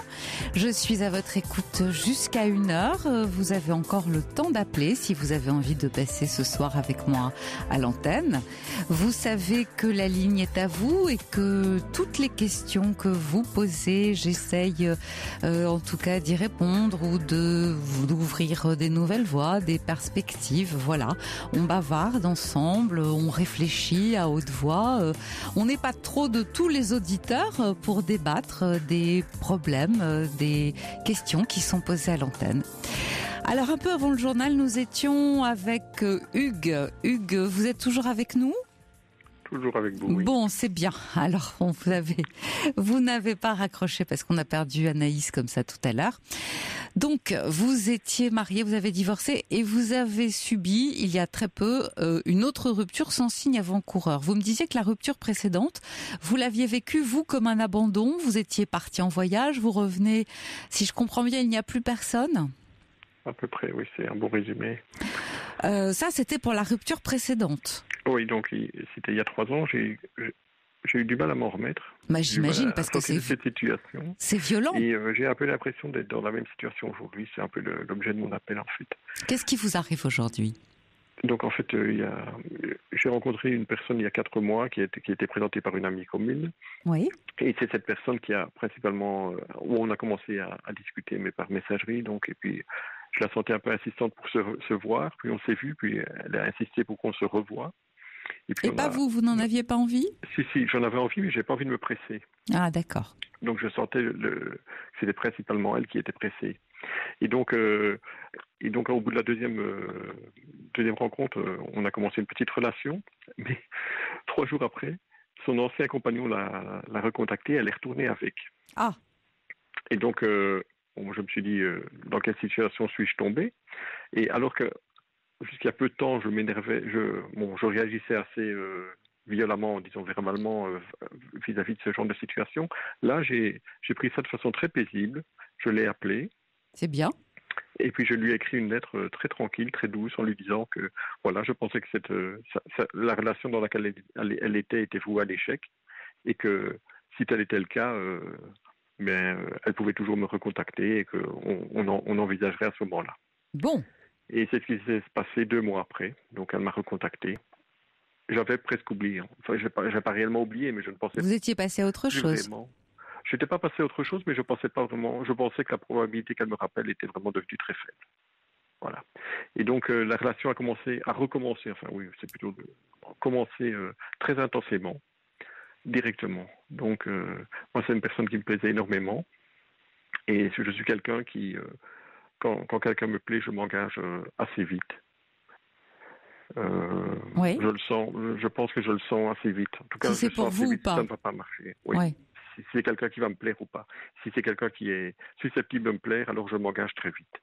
Mais alors que moi, je fais assez vite des projets. Dans ce cas-ci, elle a aussi très rapidement fait des projets. Enfin, des projets pas des projets de vie commune, mais on a des projets de voyage et on a commencé à voyager pratiquement tous les week-ends pendant quelques semaines.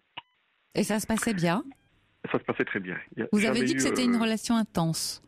Oui, donc je pense qu'on avait vraiment des intérêts communs, des façons de voir la vie communes et on pouvait partager des activités.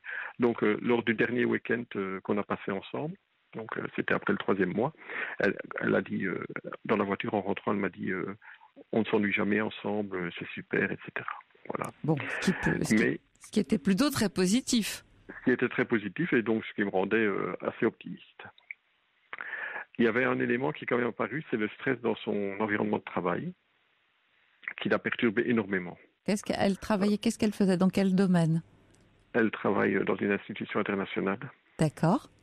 Et elle a un poste à responsabilité, on peut dire, un poste à responsabilité. Et donc, j'ai jamais su identifier. Oui, je travaille aussi dans une institution similaire. D'accord. Mais on n'est pas collègues, hein, donc c'est dans deux institutions totalement différentes. Et le stress dans son boulot, j'ai jamais pu identifier si c'était un stress causé par le travail ou si c'était elle qui était pas capable de gérer Ouais, si elle était stressée, vous l'avez bien senti peut-être quand vous voyagez. Est-ce que par exemple elle était stressée pour attraper l'avion? Est-ce qu'elle partait en avance? Est-ce que les bagages, les valises lui posaient un problème? C'est ça le stress? Pas du tout. Non, pas d'accord. Du tout, non. Donc, en fait, je l'ai récupérée plusieurs soirs. On ne vivait pas ensemble, donc j'habitais pas tout près de chez elle, mais bon, je travaillais pas très loin, donc je la voyais peut-être 1 ou 2 soirs dans la semaine, et en tout cas tous les week-ends.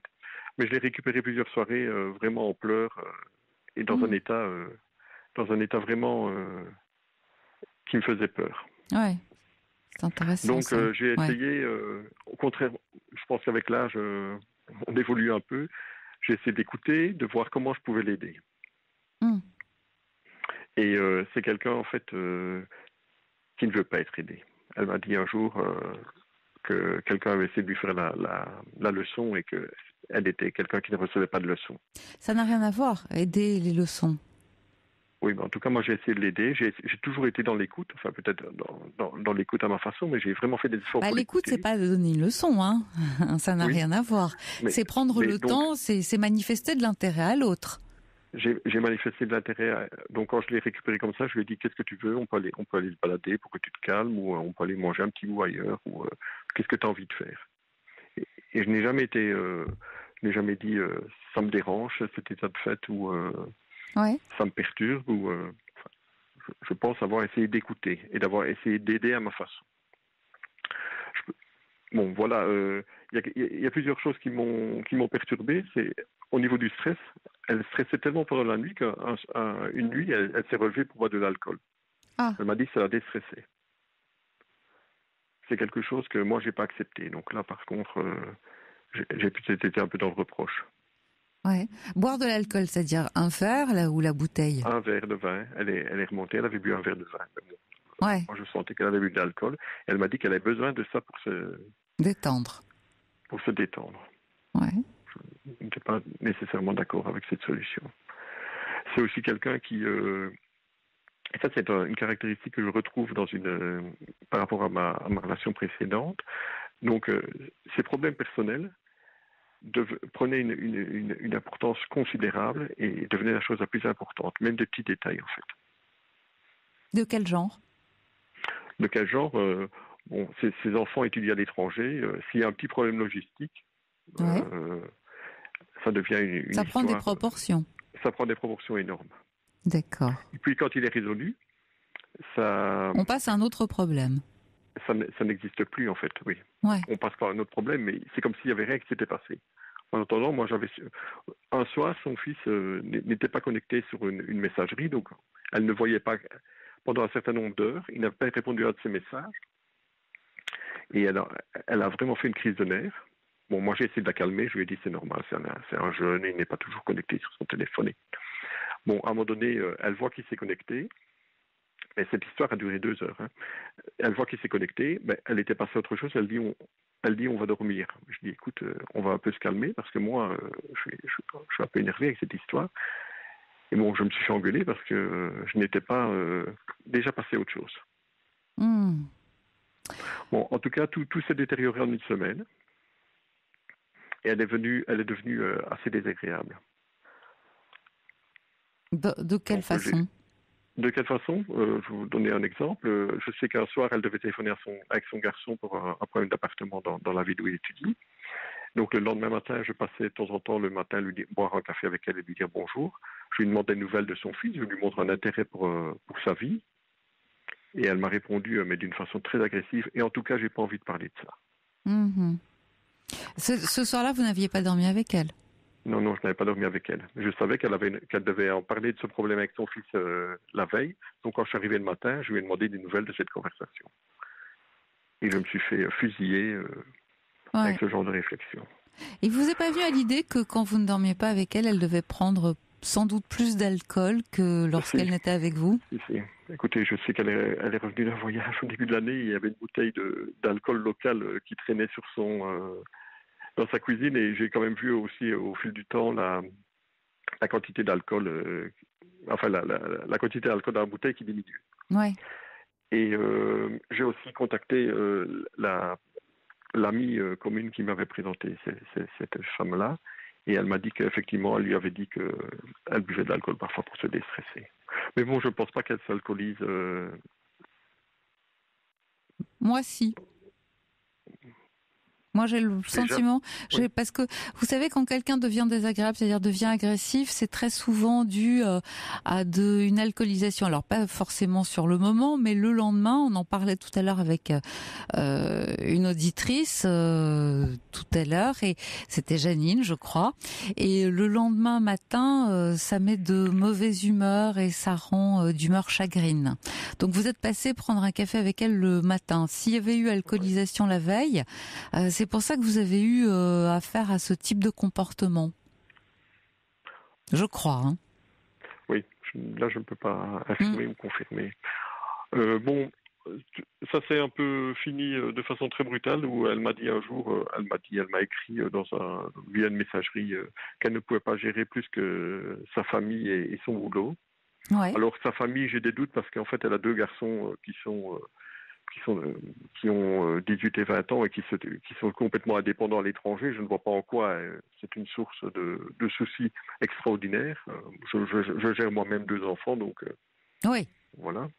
Peut-être qu'elle a le même niveau de problème pour gérer sa famille que son boulot, donc source de stress. Et voilà, après, on n'a plus vraiment eu de contact. J'ai à nouveau envoyé une lettre très apaisante, mais j'ai jamais eu de réponse. Les contacts, donc moi j'ai décidé je sais pas, autrefois pas harcelé, mais j'aurais été derrière la personne. Maintenant moi j'ai décidé que j'ai écrit une lettre apaisante.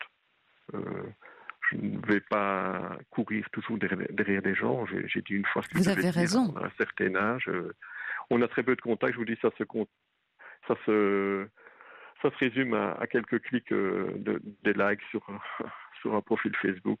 Ouais. Et voilà. Et donc, je remarque aussi les quelques messages que j'ai eus lorsque j'essaie de lui parler de notre histoire. Elle me dit « Arrête, Hugues. » Arrête. Elle ne veut pas en discuter.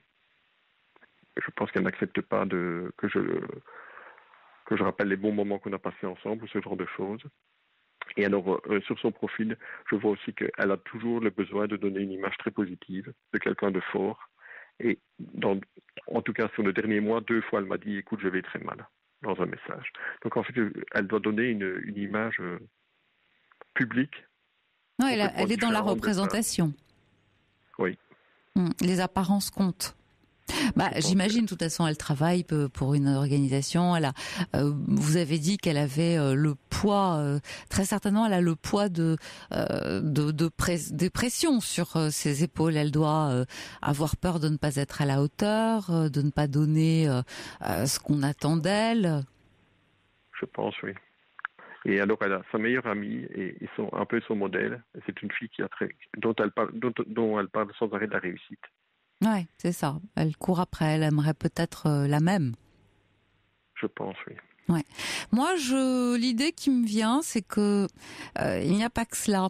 Vous avez émis un jugement réprobateur sur le fait qu'elle prenne un verre de vin au milieu de la nuit, parce qu'elle arrivait sans doute pas à se calmer, à s'apaiser ou à dormir. Et du coup, qu'est-ce qu'elle vous répond sur le moment ? Elle n'était pas d'accord. Elle me dit c'est pas grave, j'ai besoin de ça. Ouais, bien sûr. Elle fonctionne. Elle m'a expliqué. C'est une situation au niveau de son boulot. Bon, moi je la connais seulement depuis 4 mois, donc elle m'a dit que c'était chaque année la même chose. C'est un peu un cycle dans son boulot. Et elle me dit qu'elle fonctionne aux médicaments pour dormir et le matin avec une boisson énergisante. Ouais. C'est-à-dire qu'elle a besoin d'aide de produits divers et variés. Oui. Oui. Ça ne doit pas aider tout ça. Une réflexion aussi qui m'a marqué, c'est que dans la semaine de rupture, je veux dire, elle m'a dit écoute Hugues, l'année dernière, cette même situation m'a déjà coûté une relation. Ouais. Cette même situation. Elle faisait allusion à quoi ? À sa situation professionnelle. Je suis pas sûre que ça soit ça. Moi, la supposition, ce n'est qu'une supposition et ça n'est qu'une hypothèse. Hein. C'est qu'elle a besoin d'alcool et qu'elle peut pas boire quand elle est avec vous. Alors vous voir, ça veut dire ne pas pouvoir en prendre. Et du coup, ça la gêne. Elle a besoin de cet alcool pour faire face au stress. Et c'est pour ça qu'elle est violente et qu'elle réagit violemment. Et quand elle vous dit qu'elle va très très mal, elle a raison. Parce qu'elle doit avoir conscience de cette situation. Je crois qu'elle doit effectivement prendre de l'alcool pour échapper à la pression, pour être à la hauteur de ce qu'on attend d'elle. Elle a peur de pas donner les résultats, ou en tout cas elle se fait une idée d'elle qui fait que elle n'y arrive pas, ou elle a l'impression qu'elle va être en situation d'échec. Et je crois que pour parer à tout ça, le seul médicament qu'elle ait vraiment trouvé, c'est l'alcool. Mais avec vous, elle peut pas le prendre. Oui, mais j'ai passé quand même des périodes de plusieurs jours avec elle où elle ne consomme pas d'alcool. Ouais, mais ça doit la gêner. C'est bien pour ça qu'elle vous quitte. N'oubliez pas que vous dites que très vite et souvent vous étiez comme ça en plein psychodrame. Pour 3 fois rien, des détails de logistique. Elle n'arrive pas à joindre son fils, ça prend des proportions. Elle trouve pas ceci. Enfin, sa vie personnelle prend le pas sur le reste. Vous étiez tout le temps en train d'essayer de pallier. Vous étiez dans l'écoute. J'ai l'impression que vous vous êtes aussi un peu oublié. Sans doute, oui. Et vous n'avez pas vu tout ça, mais c'est très envahissant. Je crois qu'elle est perturbée, cette femme. Je crois qu'elle est perturbée. Perturbée ne veut pas dire pas séduisante, hein. Mm-hmm. Mais elle a des problèmes. Et je pense qu'elle doit, à mon avis, elle doit boire plus que vous ne l'imaginez. Et elle doit en avoir honte. Elle ne doit pas vouloir que vous ayez cette image-là d'elle. Vous l'avez dit, les apparences comptent. Et du coup, ça fait qu'elle peut pas rester avec vous. C'est quelqu'un qui a absolument besoin de mettre sur les réseaux sociaux des photos très gratifiantes. En fait. Ouais. Gratifiantes, oui. Je pense qu'elle valorisantes. Le nombre de likes, elle doit compter le nombre de likes qu'elle a. Mais par contre, à côté de ça, je vois un message. Elle m'envoie un message en privé, où elle me dit « je vais très mal ». Elle ne me l'envoie pas, c'est moi qui la contacte et alors elle me répond « je vais très mal ». Et puis elle ne veut pas en discuter. Ouais. Moi, je crois qu'elle a peur de l'image que vous pourriez avoir d'elle. Elle supporte pas ça. Et si elle a peur de cette image, c'est bien parce qu'à mon avis, il y a la faille et je crois que la faille, c'est la boisson. Je n'avais pas du tout identifié cette faille. Encore une fois, c'est une hypothèse. Je dis pas que j'ai raison, mais c'est plutôt ce que je sens. Et c'est triste. C'est une histoire triste. Mais vous voyez bien aussi que cette personne est versatile. Vous la rencontrez, elle insiste, elle est désireuse de vous revoir, et puis tout de suite après, elle retourne avec un ex. Et puis ça s'arrête 2 mois plus tard. Et puis elle revient vers vous. Ah oui, mais bon, à partir de ce moment-là, j'ai décidé de lui donner. Je lui avais dit dans la première lettre que bon, ok, tout le monde avait le droit de faire une erreur, en fait. Oui, bien sûr. Et à partir du moment où elle est revenue, moi, j'ai réussi assez facilement. J'avais des doutes, mais finalement, j'ai réussi assez facilement à lui donner ma confiance. Ouais, surtout que vous viviez quelque chose de très agréable. Mais vous avez dit, c'est une relation c'est quelqu'un qui doit vivre tout en intensité. Alors ça va très bien, puis ça va pas, d'un seul coup, ça ne va pas du tout. Vous voyez, oui, c'est ça. avec une vraie cyclothymie comme ça, et qu'elle pâlit à coups d'alcool. Et vous êtes un frein. Elle peut pas en prendre autant qu'elle veut, comme elle voudrait. Elle sait qu'elle vous plaira pas, vous l'avez dit, elle vous dit « oh non, c'est pas grave », elle essaye de dédramatiser, de faire comme si c'était anodin, alors qu'en réalité ça l'est pas. Vous-même, vous voyez bien qu'il y a de l'alcool qui traîne, que ça disparaît. C'est pas rien ça, ce sont des détails qui ont leur importance. Hein. Je n'ai pas identifié une consommation en bouteille. Ouais, mais vous l'avez pas vu, elle a dû faire attention. Oui. Moi, ce que je vois, c'est que, en tout cas, son comportement a changé, qu'elle est devenue désagréable. Et si elle est devenue désagréable, ça, vous voyez, c'est une explication. Parce que sinon, il n'y a pas de raison. Le stress dans son travail, non, ça peut pas être une... Le stress dans son travail, c'est pas ce qui fait qu'on arrête une relation.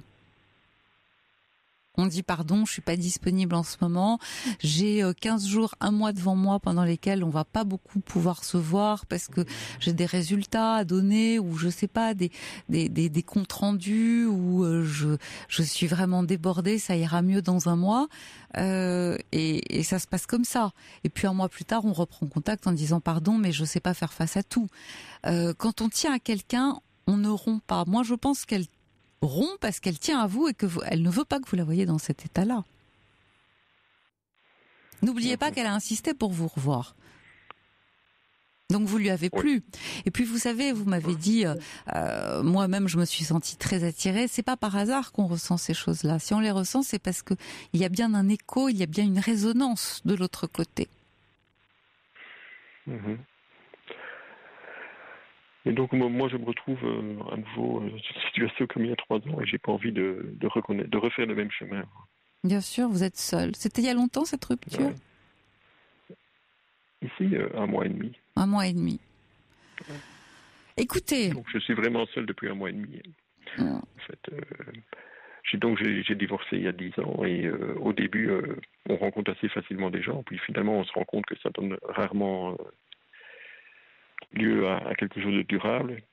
Non, c'est pas vrai. C'est que vous êtes mal tombé 2 fois de suite. Vous êtes jeune. Vous êtes jeune. Oui, mais ça fait quand même 10 ans que je fais ce chemin-là. Que vous galérez. C'est pas évident. Je galère. Oui. Pourquoi est-ce que vous avez divorcé ? D'abord, c'est un grand regret dans ma vie. C'est une erreur, mais je ne m'en suis rendu compte qu'à posteriori. Mais parce que j'ai trompé mon ex-femme dans quelque chose de très court. Et parce que j'avais des doutes sur ma relation, et voilà, je suis tombé sur quelqu'un. Voilà. C'est une relation qui n'a pas duré énormément, à laquelle j'ai mis fin, et dont mon épouse n'était pas au courant, mais par contre, j'ai pas pu garder ça pour moi. Je pouvais pas la regarder en face, et donc 2 ans plus tard, je lui ai dit. Ah là là là là. Et 2 ans après, elle m'a dit, elle a eu une relation avec un de ses collègues, un de ses supérieurs, et elle m'a dit 1-1. Et puis alors après, c'était le début de la fin. En fait, après, il n'est plus possible de vivre ensemble. Mais par contre, on a gardé une super relation. On s'entend bien. C'est quelqu'un pour qui j'ai beaucoup d'estime. Oui. J'ai l'impression que vous vous êtes quittés, vous vous aimiez encore. Mon ex-femme est quelqu'un de très fier qui ne pouvait pas accepter avoir été trompée. Oui, visiblement, elle vous a rendu l'appareil dans un désir de vengeance. Dans un désir de vengeance, et bon, on n'a pas su gérer ça.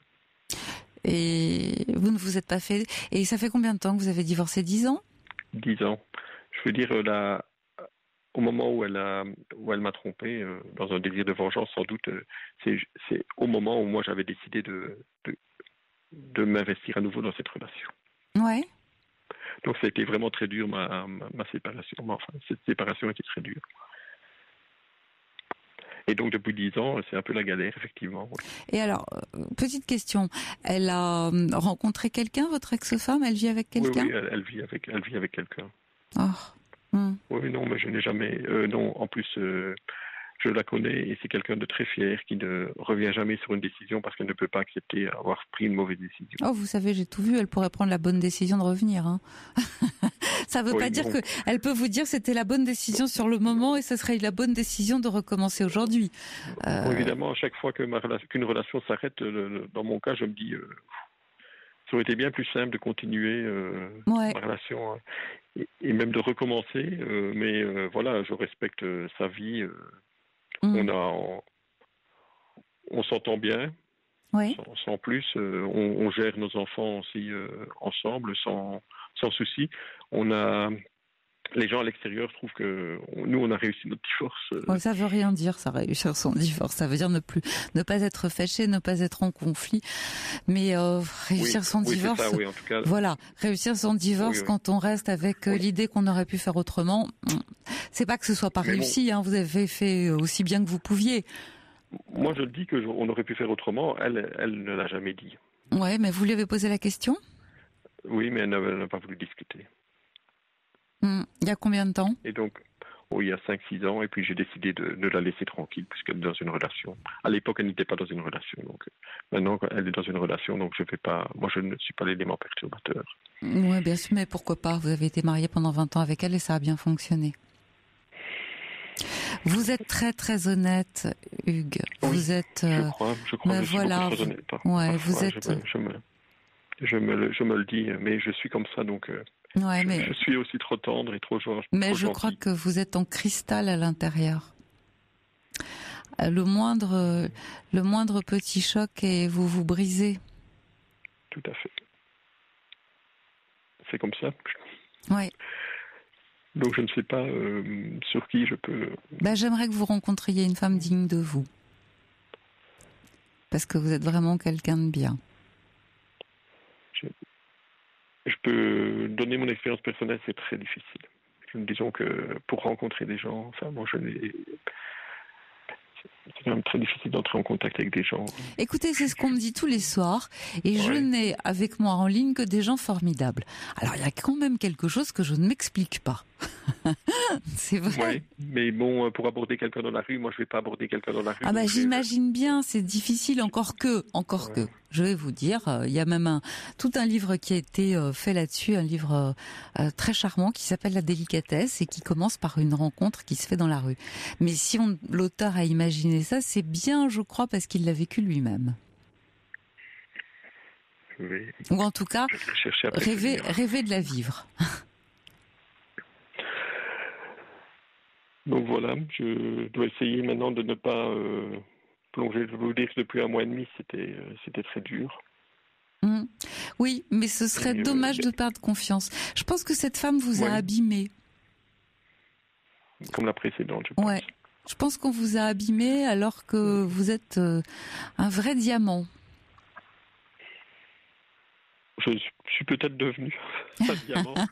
Je pense qu'avec mon ex-épouse, je n'ai pas toujours été un diamant. Oh, écoutez, vous savez, on oublie très souvent qu'on est humain. Humain, ça veut dire faillible. Et donc, on est imparfait. Voilà. Et viser la perfection, c'est peine perdue. Forcément, un jour ou l'autre, on risque de commettre une erreur. Vous en avez commis une, vous l'avez payée cher. C'est ce que vous pourriez dire à votre épouse, à votre ex-épouse. J'ai payé cher et je payais tellement cher même de te perdre qu'on pourrait peut-être se donner une nouvelle chance. Ça ne veut pas dire qu'on n'ait pas eu raison sur le moment de se séparer, mais ça veut dire qu'en tout cas, on avait vraiment une bonne raison, en tout cas, de passer 20 ans ensemble et qu'on pourrait essayer de passer plus. Qu'est-ce que vous en pensez ? Je crois que je la respecte. J'ai peur de créer. J'aimerais bien lui dire ça. Je me pense. D'abord, quand j'avais écrit il y a 5-6 ans, je lui avais dit, écoute, je ne vais pas t'embêter toute ta vie. Je te le dis une fois. J'avais écrit pas tout à fait ce genre de choses, mais en tout cas des choses assez positives sur elle et sur nous.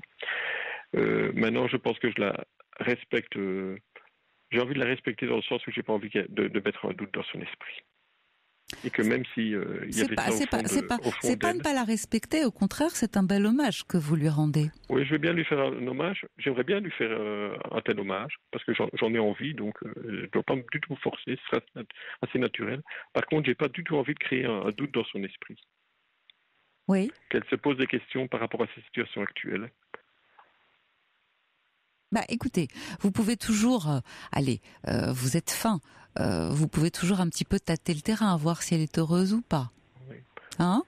Et puis si elle avoue qu'elle ne l'est pas complètement, vous pouvez tenter le coup. Voilà, je pense que vous avez toute la délicatesse et toute la subtilité pour ça, parce que je vous sens plein de réserve, avec une pudeur folle, et je voudrais pas que vous passiez à côté. Et puis sinon, pour le reste, je vais vous dire, j'ai envie de conclure avec un SMS magnifique que je reçois pour vous, Hugues, qui dit quelle belle personne. Cet homme est très beau. Je suis sûre qu'il trouvera une jolie femme. Un sourire dans la rue, il faut sourire. Et si je pouvais, je lui donnerais mon numéro. Et elle n'est pas la seule. On a Anne aussi, et on a... Voilà. Et on a Marine. J'ai eu un grand sourire en écoutant son SMS. Voilà. Je vous souhaite bon courage, Hugues. Et moi, je ne doute pas. Rappelez-moi pour me donner de vos nouvelles. D'accord ? Ok, pas de souci. Merci beaucoup. J'apprécie fortement votre émission et la qualité, la richesse des témoignages que j'entends. Merci à vous. C'est vous qui l'a faite, cette émission. Merci beaucoup. Au revoir. Au revoir.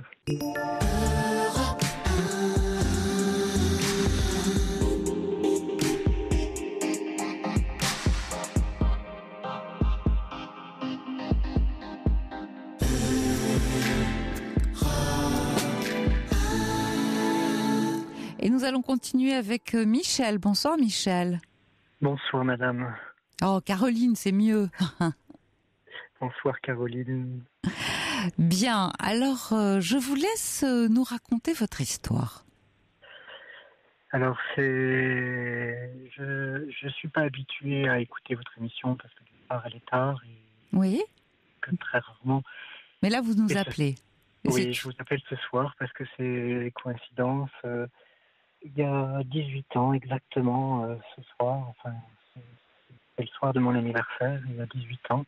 Oui. J'ai eu c'est difficile pour moi d'en parler puisque c'est la première fois que j'en parle, donc les mots sont viennent difficilement.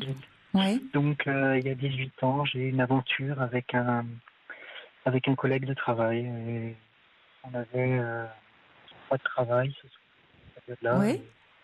Et puis c'était mon anniversaire. On a ramené au bureau de quoi boire pour fêter l'anniversaire. Et en fait, il s'est passé quelque chose. Attendez, je vous entends très mal. Si vous pouviez vous rapprocher de l'appareil, ça serait plus facile. Oui. Alors on a eu une aventure ce soir-là. Vous avez eu une aventure avec votre collègue? Avec mon collègue, ouais. Qui était par ailleurs un ami de la famille. Oh. Donc je suis marié, j'ai des enfants. Ouais. Et compte tenu de ma situation familiale, bien sûr, on était tous les deux. Plus près, Michel, plus près. On était tous les deux très gênés et ça a duré 3 jours, enfin, à vrai dire. Et il a décidé de partir. Et depuis ce jour-là, au fond, je pense qu'à lui ce soir. Ce soir, c'est un anniversaire d'une certaine manière. Oui. Et d'ailleurs, c'est pas seulement ce soir, mais avec les années qui avancent, c'est quelque chose qui est de plus en plus présent dans mon esprit. Et avec peut-être aussi de l'illusion, peut-être que je fantasme aussi une situation, mais avec les années qui passent, c'est quelque chose de très très fort. Donc, on s'est rencontrés il y a maintenant 8 ans, mais dans des circonstances tout à fait providentielles, et, sur un lieu de tourisme. Et je me retrouve face à lui. Il était avec un ami et on a été boire un verre ensemble. Et dans ce petit café, nos regards se sont croisés et j'ai vu son regard. Et dans nos regards se sont croisés et j'ai vu dans son regard et lui aussi bien qu'il y avait toujours quelque chose. Et il était avec quelqu'un et pour moi il était hors de question d'aller plus loin. Je comprends. Je respectais et puis moi de mon côté, à cette époque-là, en plus on a eu un autre enfant. Ah. Donc je me retrouvais dans une situation compliquée parce qu'il fallait se positionner et il était impossible pour moi bien sûr de trouver le juste la bonne place. Attendez, je vous entends, je vous perds. De trouver le juste milieu et je ne pouvais pas, il était absolument impossible de vivre une double vie. J'imagine. D'ailleurs, il a quitté la région, la région et il s'est installé ailleurs. Alors je le suis de loin parce que par aujourd'hui avec les moyens que nous avons, bien c'est sûr. Absolument formidable ce que l'on peut. Les réseaux sociaux, oui. Réseaux sociaux et autres, on peut surveiller les personnes de loin, ou pas les surveiller, mais avoir en tout cas, quand vous dites surveiller, ça veut dire ne pas les quitter des yeux. Oui, ne pas quitter des yeux, tout à fait. De temps en temps, taper son prénom, son nom sur le moteur de recherche et trouver une photo. Donc voilà, ce soir, c'est... Alors, Je vous téléphone, au fond, je ne sais pas pourquoi je téléphone. Parce que vous avez juste besoin d'en parler. J'ai sans doute, oui, c'est exactement, de le dire au moins une fois. Ouais.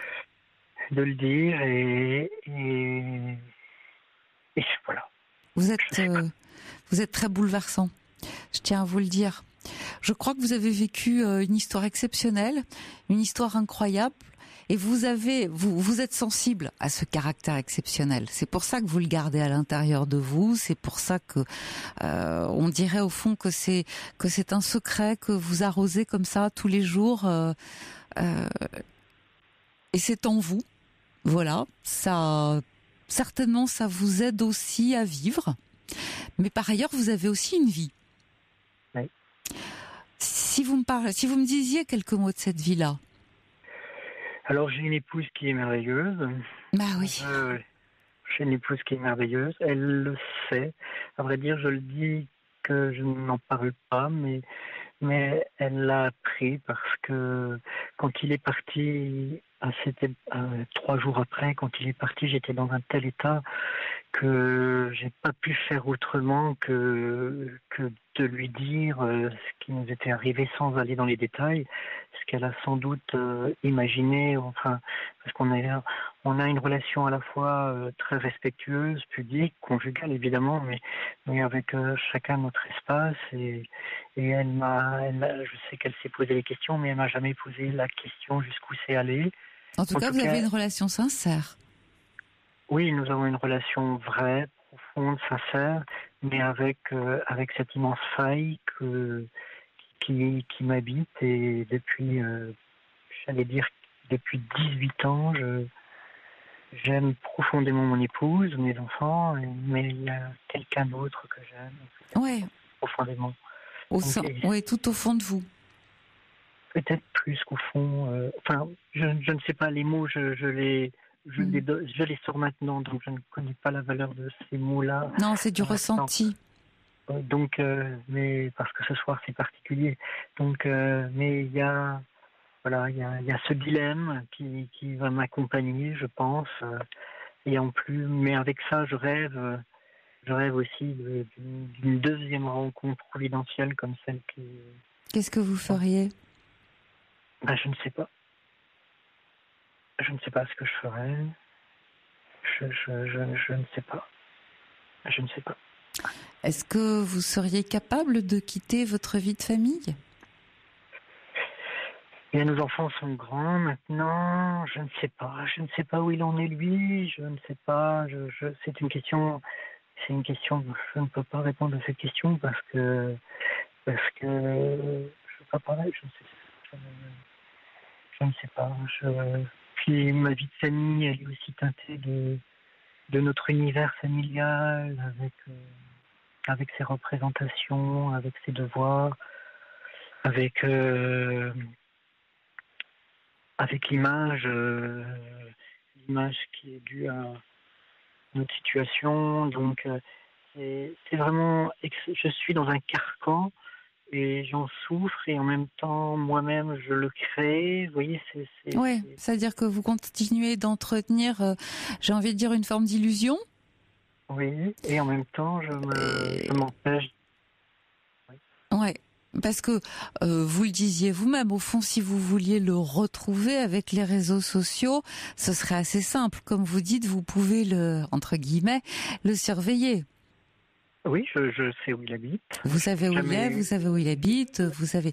Donc vous savez tout ça. Donc je poursuis le raisonnement. Ça vous serait assez simple au fond de savoir ce qu'il en est. Vous êtes d'accord? Ah oui, c'est extrêmement simple. Là, il n'y a pas d'ambiguïté, c'est extrêmement simple. Mais je ne le ferai pas. Ouais, pourquoi d'après vous? Mais parce que... Parce que je crois que vous ne le voulez pas vraiment. Au contraire. Ou ça vous fait peur. Ça vous fait très très peur. Parce que sinon vous l'auriez fait. Je ne sais pas. J'ai tellement de respect pour mon épouse, pour lui aussi. Voilà. Vous avez beaucoup de respect pour votre épouse. Et je crois que par respect et même par amour pour elle, parce que vous l'aimez aussi. Mais je ne sais plus. Ça fait maintenant une petite dizaine d'années. On a une grande maison, donc ça fait une dizaine d'années qu'on a chacun notre chambre, l'une à côté de l'autre. Il y a une porte qui communique. Donc c'est un jeu aussi. Je vais de temps en temps dans sa chambre. Donc, vous voyez, on est dans une... Vous ne savez plus où vous en êtes avec elle? À ce niveau-là, je la respecte profondément comme un époux peut respecter son épouse. Ça c'est clair, mais d'aller jusqu'à imaginer une séparation, je ne sais pas si je suis capable de le faire. Voilà, c'est de la lâcheté. C'est plus de la lâcheté. Mais non, c'est pas de la lâcheté, c'est que vous la respectez, c'est que vous ne savez pas si vous êtes capable de faire face au tsunami qu'il pourrait y avoir derrière, parce que ce serait un tsunami, vous le savez. Et c'est pour ça que vous n'êtes pas allé plus loin aussi. Oui, et puis moi, quand j'analyse, parce que vous pensez bien que j'y pense et puis depuis quelque temps, depuis peut-être 2-3 ans, c'est quasi omniprésent. D'ailleurs, j'avais même projeté de passer dans la ville où il habite et de forcer le hasard de la rencontre. Vous voyez, je suis habité par ça. J'ai envie de, et à la fois j'ai peur parce que peut-être qu'avec les années, j'ai aussi imaginé, j'ai aussi monté toute cette, monté aussi une histoire. Donc, vous voyez, oui, c'est ça, vous ne savez pas très bien. Je suis confus, excusez-moi. Mais non, pas du tout. Vous n'êtes pas confus parce que vous êtes en train de... Vous dites que vous en parlez pour la première fois. En tout cas, quelqu'un d'autre que votre femme. Donc, vous verbalisez. Vous ne savez plus ce que vous avez vécu vraiment. Je lui en ai parlé il y a 18 ans et depuis, on n'en a jamais reparlé. Ouais. Ce qui veut dire que vous avez évité d'en reparler. Vous êtes d'accord avec moi? Oui, c'est arrivé une fois où il y a eu c'est au moment du mariage pour tous, le sujet était revenu. Et le sujet était revenu parce qu'il y avait cette question-là, parce que ça c'est une autre facette de cette rencontre qui a révélé en moi peut-être aussi autre chose. Donc ça c'est encore plus délicat, mais vous voyez, c'est tout ce domaine-là aussi qui est à la fois... voilà, je n'ai pas de mots pour préciser ce que je ressens, donc je suis maladroit dans... Non, vous n'êtes pas maladroit, c'est-à-dire que vous pensez à voix haute, vous savez que vous avez vécu pendant 3 jours une histoire très forte, et puis lui-même est parti, il a préféré s'en aller parce que ça mettait dans une situation compliquée, votre famille, vous-même et lui aussi. Vous avez dit qu'il était un ami de votre famille, si j'ai bien compris. Il travaillait dans l'entreprise de mes parents. Donc, d'accord. Donc en plus, vous voyez, c'était la famille. Ouais, tout était mêlé, tout était très mélangé. Il n'y avait pas trop d'autres issues qu'une séparation brutale. Alors on s'est appelé, à ce moment-là on n'avait pas les portables, mais on s'est appelé à plusieurs reprises et puis moi j'étais tellement perturbé que je ne voulais plus répondre, je ne voulais plus appeler non plus. Donc et toutes ces choses-là ont fait aussi qu'aujourd'hui il y a peut-être du regret aussi. Il y a du regret peut-être de pas avoir... vous avez été respectueux de votre femme, vous vous demandez si vous avez pris la bonne décision, mais tant que vous ne vous dites pas j'ai pris la mauvaise décision, c'est que vous n'étiez pas à même d'y aller, c'est que vous n'en aviez pas vraiment envie. Ça ne veut pas dire que vous n'aviez pas envie d'être avec lui, ça veut dire que vous n'aviez pas envie de tous les bouleversements que ça pouvait engendrer. Sincèrement, je ne sais pas. Je voudrais bien, mais je ne sais pas au fond. Je voudrais bien... Alors, petite question, est-ce que d'autres hommes vous ont attiré? Alors oui, j'ai été attiré par d'autres hommes, et là encore une fois, je suis pas allé plus loin, quoique j'en avais extrêmement envie. Donc je suis honnête avec vous, c'est difficile de le dire, mais j'en avais vraiment envie, et voilà. Et voilà, et ça s'est arrêté là. Je n'ose pas aller plus loin. Ouais, bah je pense que c'est effectivement pour vous une situation compliquée. Peut-être que vous pourriez vous faire aider par un thérapeute, parce que ça doit être très difficile de garder ça pour vous tout seul. Je reçois des messages, je veux absolument vous les donner, parce que notamment un de la part de Joseph qui dit: je crois que c'est votre trésor que vous chérissez, sinon cela ferait longtemps que vous l'auriez rejoint, vous n'auriez pas résisté à la tentation, parce que pour ma part je l'ai vécu. Alors, la tentation, non, j'ai pas résisté à la tentation, je vous avoue, ça a été même violent, j'ai passé des moments terribles où je m'interdisais à un certain moment, je vais aller plus loin. Ouais, vous avez eu beaucoup de mal. Oui. Moi, je crois que vous gagneriez à vous faire aider. C'est difficile de garder ça pour vous tout seul. Vous avez réellement, je crois, besoin d'en parler. Vous avez très bien fait de nous appeler ce soir.